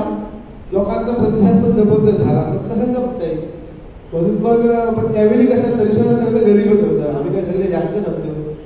म्हणजे गवलेनी बिवलेची गाणी आम्ही अशीच सांगायचे. गवलेनी बिवले काही नाचायचं नाही त्याच्यात कृष्ण व्यक्त काय नाचायचा नाही अशीच सांगायचं. जेमते 5-6 जणांनाच करायचं फक्त डावल वाढले. मग नंतर म्हटलं हळूहळू हळूहळू म्हणजे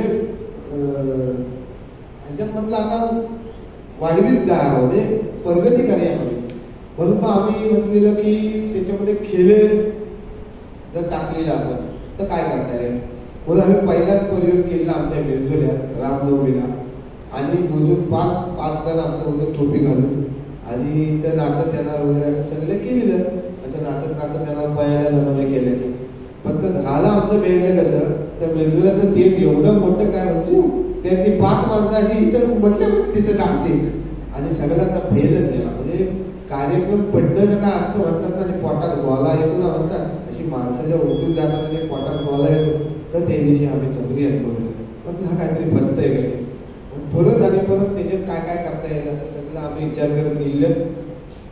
आणि मग आमच्या गावातल्या लोकांकडे गेलो आणि त्यांच्याकडनं पगड्या बनवून आलेल्या.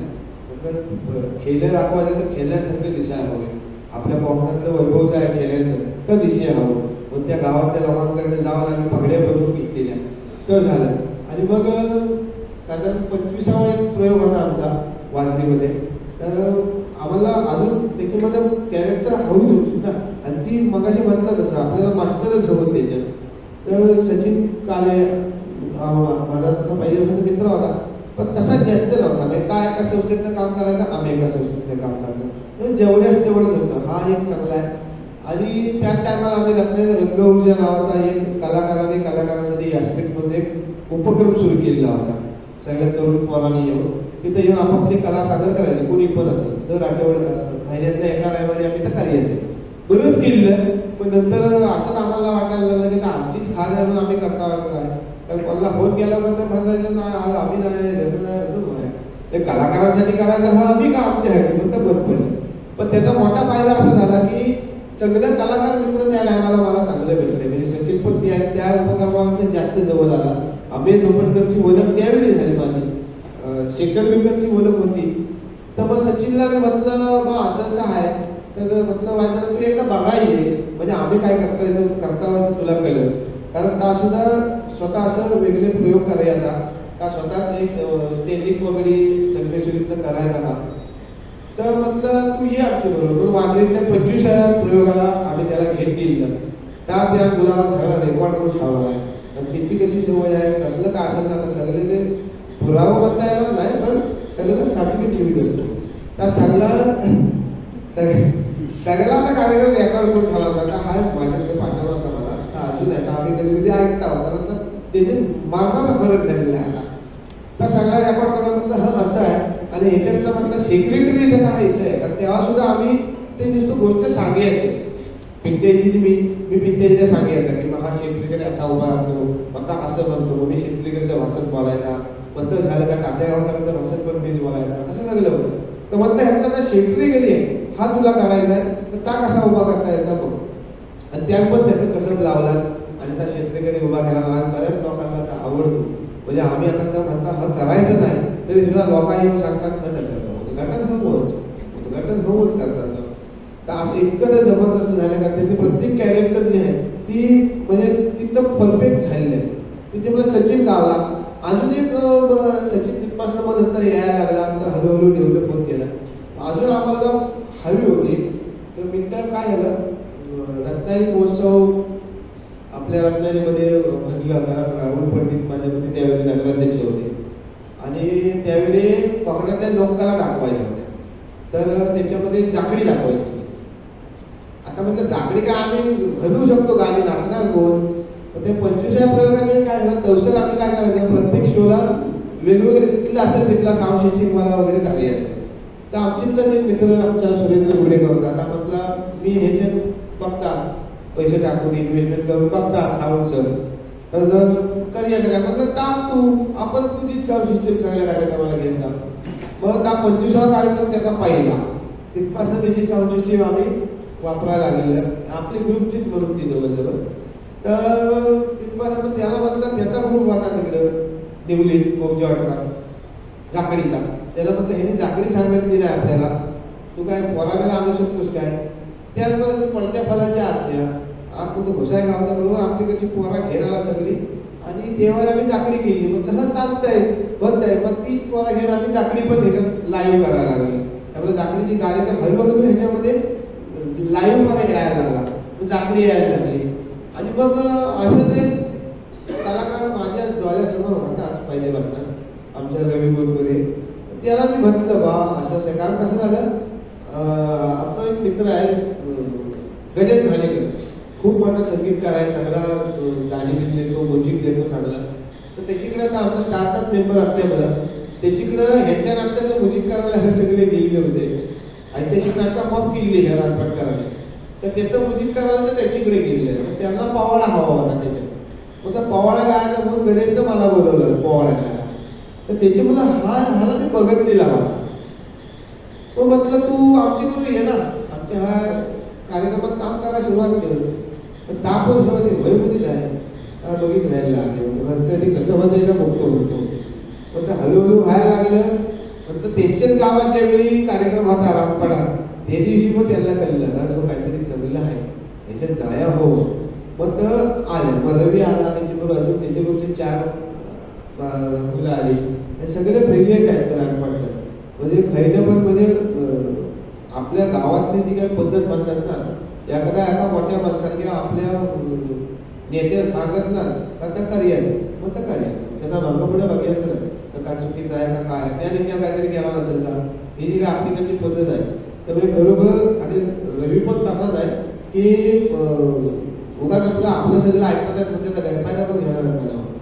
आणि त्याच्या रूममध्ये तुम्ही रात्रीत गेलं बघत होणार तर एवढी रूम आली, त्याच्या जवळजवळ 7-8 जण राहतात.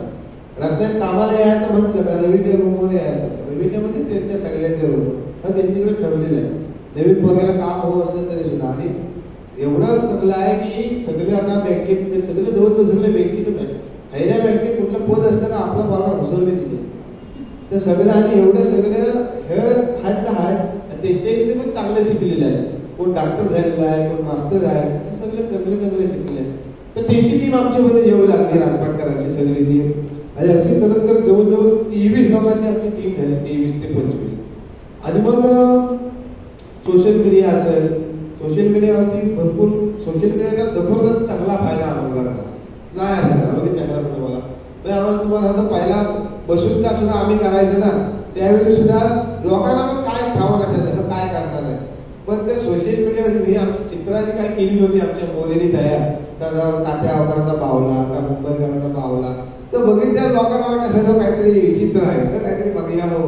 पहिले तुम्हाला तो अडूर म्हणून गाव आहे गुहागरात, तिकडे आम्ही गेलेलो होतो 5वा किंवा 6वा शो असेल. आणि तर ठरवणारा गायबच झाला होता नंतर आम्हाला बघितल्यावर, कारण 5-6 जण आले होतो काय करतील कोणाला ठरवून तो आयोजकांनी मला धरले तर काय करायचं, पण त्या गायबच झाला नंतर. आणि आम्ही असं बसूनच केलं. म्हणजे त्या सुद्धा तिथलं जुने जागते नाटक करून स्टेजवरच बसून होते. हे नेमकं 5-6 जणांना काय करणार हत त्यांना कळलं नाही. पण झाल्यावर ते सुद्धा एवढं प्रेमात पडले मला जबरदस्त वेगळीच कल्पना आहे तुमची. मोदींची होती तीच आम्ही पुढे आलेली होती. तर हे सगळे आमच्याबरोबर आले. त्या आमच्या सगळ्या जे काही ती बावली आहे त्याचा जो काही ही पोस्टर आमचं मोरं बनवतात ना, त्याचा जबरदस्त इफेक्ट फायदा जबरदस्त होतो. म्हणजे लोकांना वाटतं हे नवीन काहीतरी. आणि नंतर माउंट पब्लिसिटी भरपूर झाली. म्हणजे लोकांना खूप ते भावायला लागलं, आवडायला लागलं. गोडबोले साहेब तर इकडे पाऊस पंचकृषी टाकल्यावर तर माणूस आम्हाला गावतोच नव्हतं, सोडतच नाही ते. येणार म्हणजे येणार आणि आणखी 4 जणांना घेऊन येतात, तुम्हाला त्याला दाखवतो म्हणून. गुहागरात सगळ्यात तुम्हाला सांगतो रत्नागिरी जिल्ह्यात सगळ्यात तुमच्या कलेवर प्रेम करणारे लोकांना वेगवेगळे असतील ना कलासक्त काय म्हणतात ते गुहागर. म्हणजे एवढ्या गावांना बाजूबाजूच्या गावात आमचं सलग 3 दिवस वेळ बसेल, त्यानंतर ती वेळ पागारी, त्यानंतर अजून एक गाव आहे असं बाजूबाजूला सलग 3 दिवस. तरी एवढी लोकांच्या पहिल्या दिवशी यायला तर आपण तिसऱ्या दिवशी यायला मी होतं तिथे बघितले एवढी लोक ती प्रेम करणारी. म्हणजे तिथलं गुहागरात वाघापाच्या इथलं एक गाव आहे त्याचं नमन मंडळ फेमस आहे. ते गाव नाही दोडवली. त्या दोडवली गावात आम्ही शो केलेला होता आणि ते मला त्यांच्या मोबाईलचा फोन आला. कारण अगोदर वाघात आम्ही केलेला होता. तिथं त्यांची म्हातारी माणसं बघायला आली होती. तर त्या म्हाताऱ्या माणसं म्हणले जबरदस्त आहे म्हणले आमच्या वाडीच्या पूजेला आम्हाला ठेवायचं. त्यांना सांगा तुम्ही पण विसरून गेलेला आहे त्यावेळी. आणि त्यांच्या मोबाईलचा फोन आला मला. म्हणाले सुनील भाऊ बोलता का? म्हटलं हो काय झालं? तर म्हणले असा कार्यक्रम आमच्या म्हाताऱ्यांनी तुमची वाघाब्यात बघितलेला होता. म्हटलं होय काय? हो भेटले होते खरं. तर काय आहे नेमकं? म्हटलं असं आहे का असं आम्ही करतो त्याच्यात काय झालंय कसं माहिती म्हणतो यंदा आम्ही म्हणतो पडद्याचा पिक्चर दाखवायच्या उद्देशाने आणलं होतं मिटिंग घ्यायला. पण हा म्हणतो म्हातारा आमचं काय ऐकत नाही म्हणतो. आजपर्यंत आम्ही मुंबईपासून ऑर्केस्ट्रा आणलेला आहे. कोल्हापूर 50,000 ऑर्केस्ट्रा आणलेले आहेत आमच्या इथे. पण यंदा माझ्याला बजेटच नाही म्हणतो सगळ्या पोरांचं. त्याच्यामुळे आम्ही ठरवलं 4-5 म्हणतो पडद्यावरचा पिक्चर दाखवायचा आणि मोकळा व्हायचा. तर म्हणतो म्हातारा ऐकत नाही तर म्हणतो एवढी वर्ष आम्ही तुम्हाला सांगायचं ना दिलं ना तुमचं केलं मात्र यंदा आमचं ऐका हवं. त्यामुळे तुम्ही काय पण करा पण वाजाला पुढं मागं करून म्हणाले आमच्या इथं कार्यक्रम करा. मग झाला त्याच्या जोडीत केला. पण आत्तापर्यंत आम्ही 2.5 ते पावणे 3 तासापर्यंत करायचं. पण त्या दोडवलीत एवढी माणसाची एवढी प्रतिसाद एवढा झाला ना जवळजवळ 3.5 पावणे 4 तास कधी झाला आम्हाला कळलं नाही. एवढी ती माणसं गुहागरांनी प्रेम करणार आणि अजून पण खैरीकडे गुहागरात आमच्याकडे खायला पण फोन खैरीकडे पण दिसू दे तर त्याला ते ओळखलं एवढं जबरदस्त आहे. एवढं जबरदस्त प्रेम ती होय गुहागरांनी माणसा करतात. तर असं चालू असता मग मिड टाइम आमचा ह्याच्या किती वेळ झालं ना तर नाट्य परिस्थितीच्या पण काम मी करीत होतो. आमचे इंदुरकर साहेब असतील यांच्या जोडीनं. तर मग 98 नाट्य संमेलन आलं मुलुंडला होतं. सलग 7 तास ते कार्यक्रम करायचे होते. मग त्याचे नाट्य परिषदेकडनं आमचा कार्यक्रम सुचवले आणि कोकणातल्या या लोककलांचं आम्हाला तिथं प्रतिनिधित्व करायला लावलं. तिथं पण जबरदस्त म्हणजे दिवसभर आमच्या सगळे लोक तिथल्या सेलिब्रिटी बरोबर फोटो काढत होते. कोण नकुल चौधरी काढ फोटो, अभिनेता काढ फोटो, ती शनाया आली काढ फोटो, तिची ती जाव सवत आली काढ फोटो.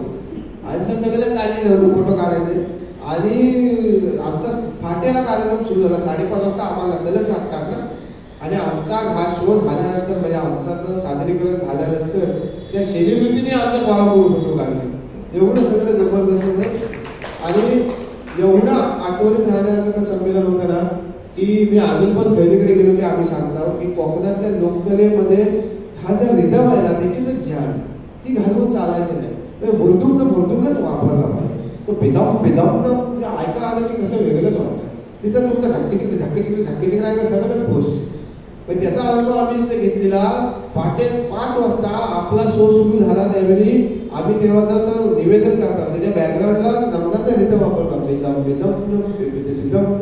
आणि त्याला लोकांनी एवढा कीच पाहिजे होता. शिट्या घेतली टाळ्या घेतली त्या नाट्यगृहात त्या रिदमवरच लोक फिदा राहिली.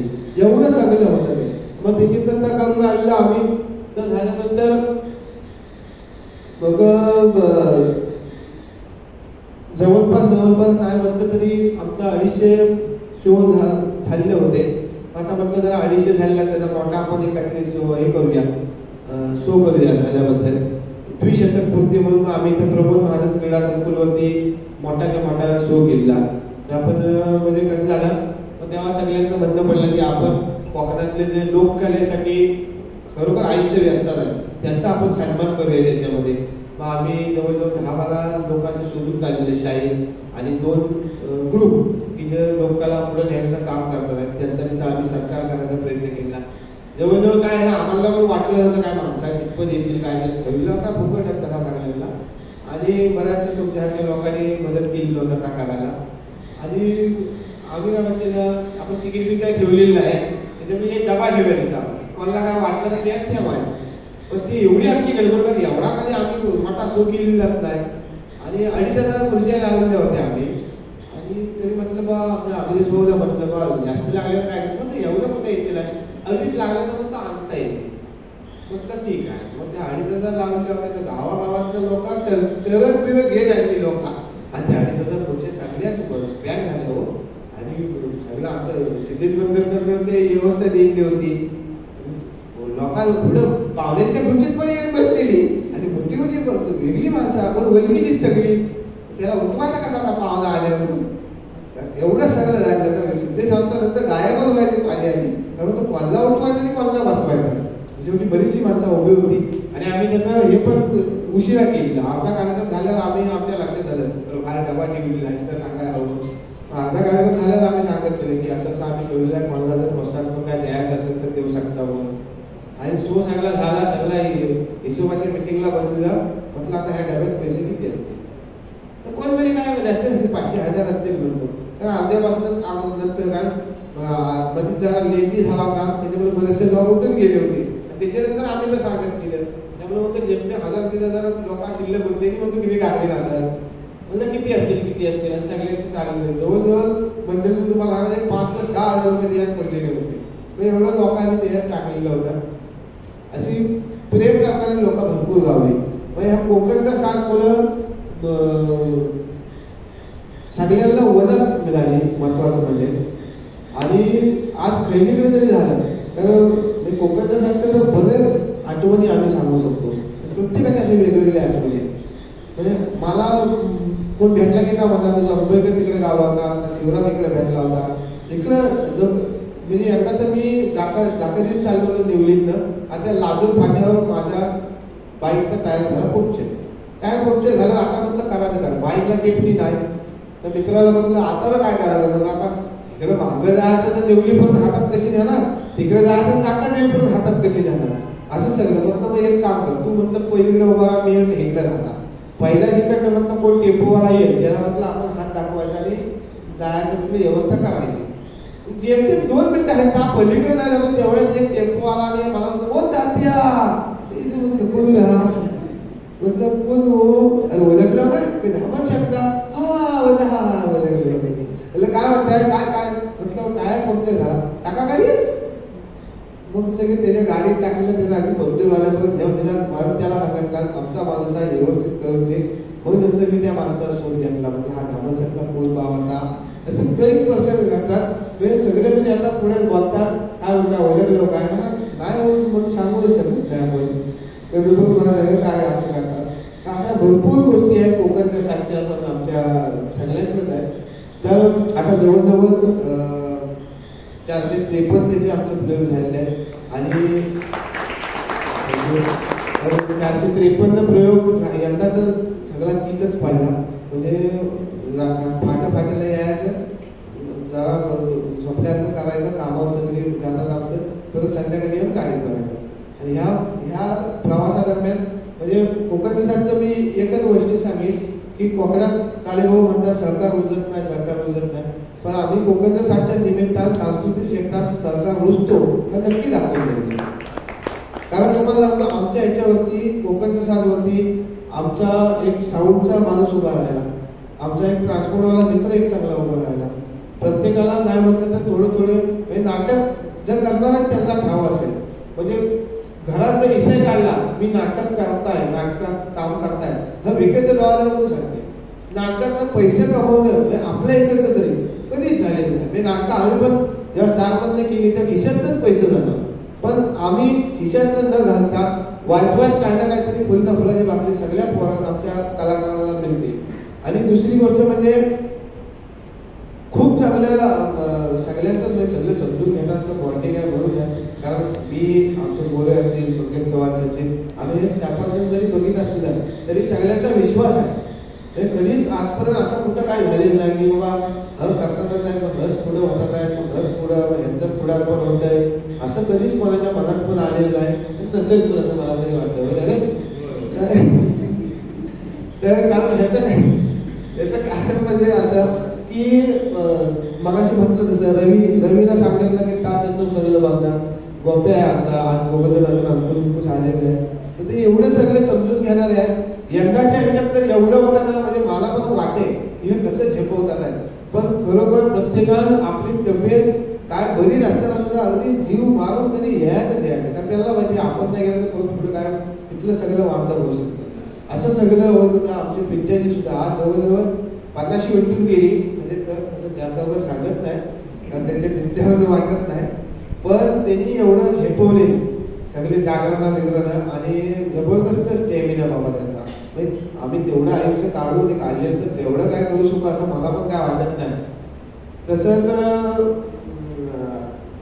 म्हणजे कार्यक्रमासाठी किती ह्या सगळ्यांनी वाहून घेतलेला आहे म्हणजे आमचं सगळं ठरलं आता एकदा ठरलेलं आपल्याला ठरलेलं करायचं हवा म्हणजे असं जरी नाव जरी काढलेलं की बाबा आम्हाला जमत नाही मग तुम्हाला दुसरं नाटक देव काय तरी लोक तयार होत नाहीत म्हणजे अनामध्ये पण विषय आहे की पाली येऊ शकते एवढं परिस्थिती असते आणि त्याच्यात मध्येच काय झालं आमचे शो सगळे ठरलेले होते आणि आमच्या पिंट्यांचे वडील देवाघरी गेले आणि ज्या दिवशी गेले त्याच्या दुसऱ्या दिवशीच आमचा शो होता आता म्हटलं करायचं काय म्हणजे इसाई कोण कसा काढला वडील ते गेले पण ते नाही आले तर त्यांची मेन कारण बाकीच्या असेल तर काहीतरी ऍडजस्ट करता येतात पण म्हटलं आता करायचं काय तर शेवटी आम्ही या दिवशी संध्याकाळी निघायचं 3 वाजता गेलेलो पिंट्याजीकडे आणि त्यांचा मोठा भाऊ बाबू पण होते बाबूला मी योगेश सचिन गेलेलं म्हटलं मला म्हणत काय शो आहे संध्याकाळी फक्त होय आता निघले मग बाबूला म्हणले मग पिंट्या तू काय करतो सायन्स जातो सायन्स काय पिंट्याजीला पण ठाव होतं हे गेल्याशिवाय काय होणार नाही पण शो मस्ट गो ऑन काय म्हणतात ना त्यांनी जरा त्यांनी पण कारण त्यांच्या वडिलांना सुद्धा त्यांच्या कलेवरती खूप प्रेम होतं आणि महत्वाचं म्हणजे पिंट्याजींवर मोठा जीव होता त्यांचा कारण पिंट्याजी म्हणजे हा कार्यक्रमापेक्षा सुद्धा जास्त पिंट्याजीला रत्नागिरीत ओळखणारे लोक आहेत जवळजवळ 2-2.5 कार्यक्रमांचं निवेदन त्या माणसाने केलेलं आहे त्यामुळे निवेदनाचा मोठा अनुभव त्या माणसाकडे त्याच्यामुळं त्यांच्या वडिलांचा जीव त्यांच्यावरती होताच त्याच्यामुळं पिंट्याजी तयार झाली आणि म्हणजे असं कार्यक्रमासाठी बॉन्डिंग सगळ्या कलाकारांचं आहे म्हणून आज आम्ही इथपर्यंत जाऊन पोहोचलेलो आहोत तर असंच सगळं नाव देणे लवकरच 500 पण होईल आज पण मी त्या कार्यक्रमाच्या निमित्तानं सांगतो जे लाईव्ह वापर आहे त्यांना पण सांगतो की 500 प्रोग्राम आम्ही विचार करता मोठा करायचा आहे पण त्यावेळी सुद्धा मला चुकून जर सांगायचं राहिलं तर तुम्ही कळलं तर नक्की सगळ्यांनी या कसं होईल मला हा गतीत नाही असं नको व्हायला त्या आमचे मुंबईत पण शो एका जास्त झाले त्याच्यामुळे मुंबईतनं पण खूप आम्हाला प्रेम करणारी लोक गावली म्हणजे दामोदर हॉलला आम्ही शो केला पहिल्यांदी आमचाच खर्चाला आम्ही लावला होता त्या टायमाला तिथले हॉलकीपर आहेत डोरकीपर आमचे शशिकांत भारती म्हणून त्या माणूस एवढा प्रेमात पडला वर्षभरात त्यांनी मला फोन केला आम्हाला शो लावायचा आणि त्यांनी त्यांच्यासाठी शो त्यांच्या कामगारांसाठी शो तिथंच लावलेला होता आणि त्या माणसाला मुंबईमध्ये चांगलं नाव आहे या कोकणातल्या लोककलांचं शो लावण्यामध्ये पण तो आज माणूस आमच्याच फॅमिलीसारखा होऊन राहिलेला आहे खरेदीला पण कार्यक्रम असला इकडे जवळसारख्या त्याला जाऊन असते येतात मुंबईत सगळ्यात असतात मुंबईतल्या कार्यक्रमाला तर आमच्या सगळ्या पोरांना खाऊ नेहमी ठरलेलाच असतो घेऊन येतात अशी खूप माणसं या कार्यक्रमाच्या निमित्तानं आम्हाला जोडली गेली असंच सगळ्यांचं प्रेम लावले आणि माझ्या बाबतीत म्हणाल तर मग ह्या सगळ्याचा हे घेऊन आमचे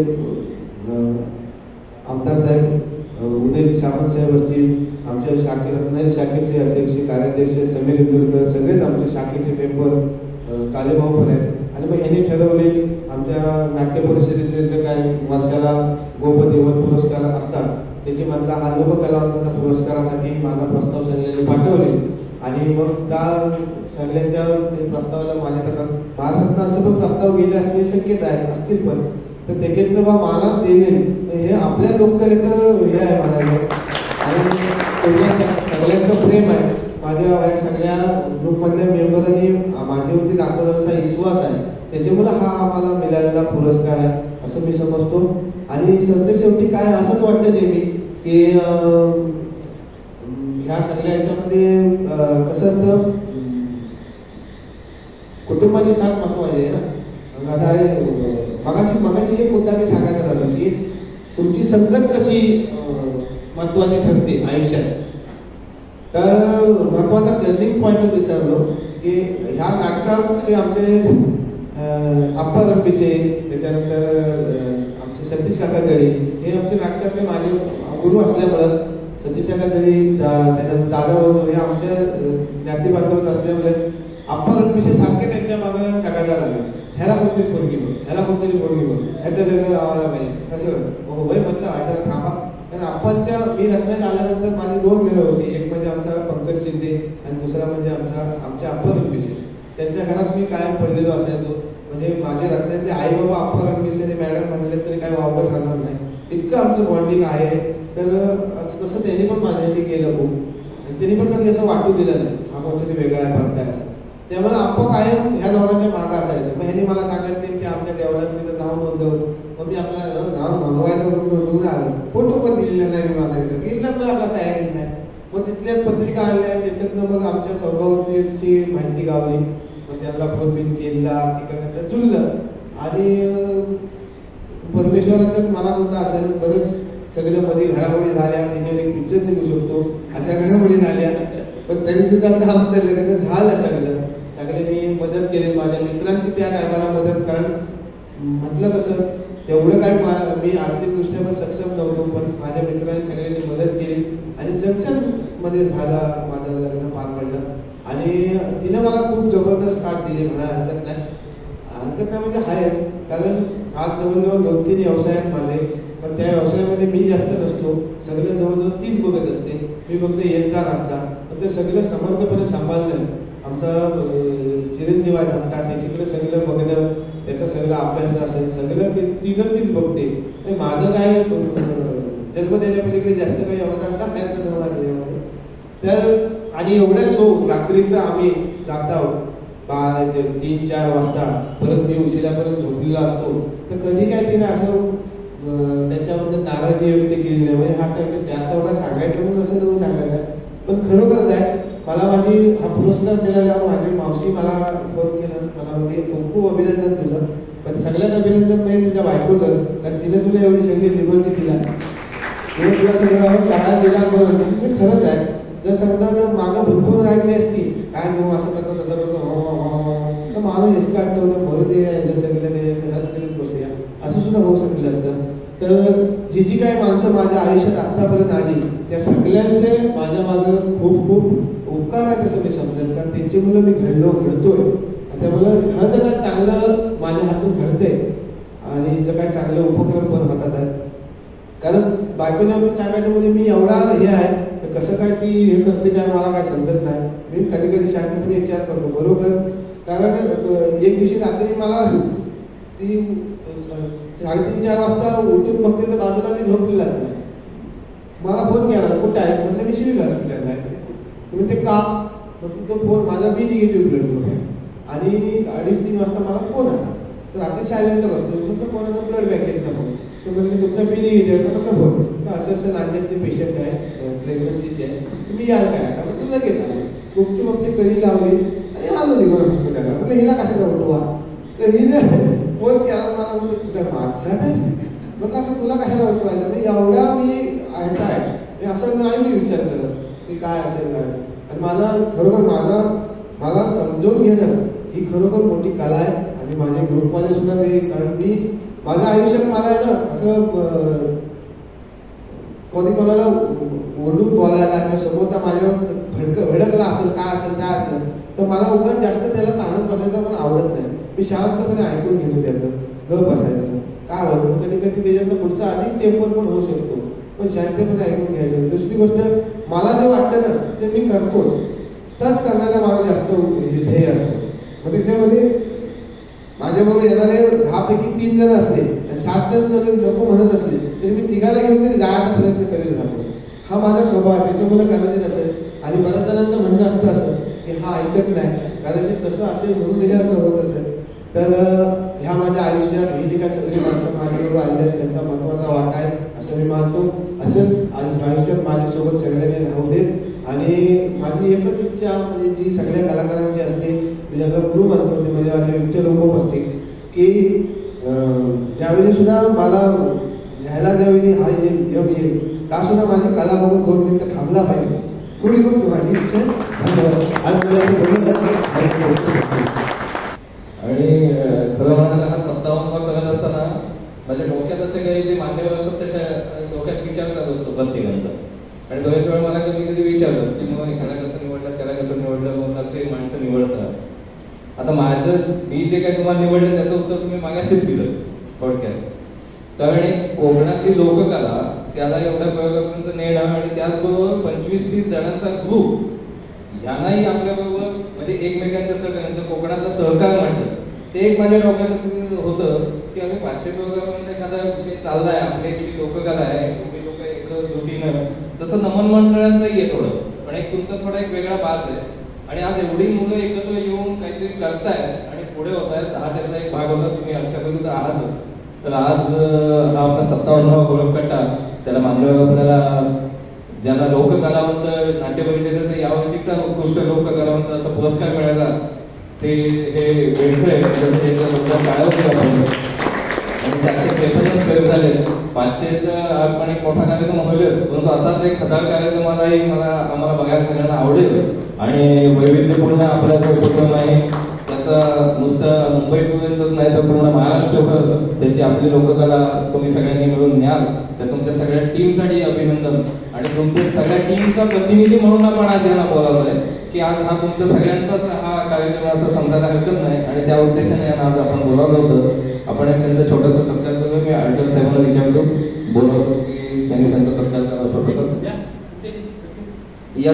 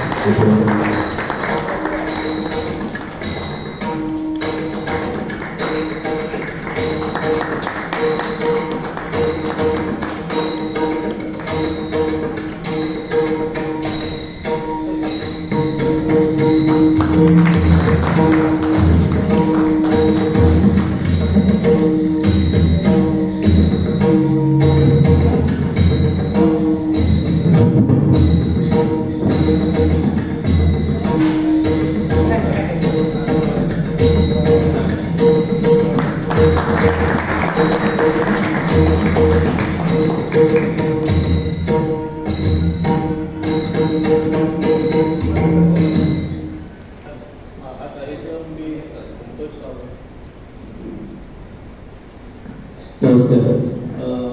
हा जो कार्यक्रम आहे पिंपळे सरांचा आम्ही संतोष सावंतांच्या साई मंदिरामध्ये बघितला होता. त्यावेळेला म्हणजे खूप आनंद बोलण्याचा बघितला त्यांचा बघितला. या भाषेवरती प्रेम करणारा कोकणातला माणूस आहे त्याला हा कार्यक्रम प्रचंड आवडतो. मला हा कार्यक्रम प्रचंड आवडतो कारण ही भाषा जी आहे ना ती आपलेपणाकडे नेणारी आहे. एक लाघवीपणा त्याच्यामध्ये आहे प्रेम आहे या भाषेमध्ये. मला खूप ही भाषा आवडते. कार्यक्रम संपवायला बराच वेळ लागला पाहिजे त्यांनी खरोखर अतिशय विस्तृतपणे त्यांचा जो जीवनपट आहे म्हणण्यापेक्षा कार्यक्रमाचा कसं ते हे करतात मॅनेज करतात हे उलगडून दाखवलं. बराच वेळ त्याच्यामध्ये गेला आहे. तर माझी त्यांना अशी रिक्वेस्ट होती की आज सोबत तुमच्या सगळ्या संच पण आहे तुमचे मित्रमंडळी पण आहेत. एखादी छोटीशी झलक आमच्यासाठी इथे मिळाली असते एक छोटीशी 1-2 मिनिटाची वगैरे आम्हाला आनंद झाला.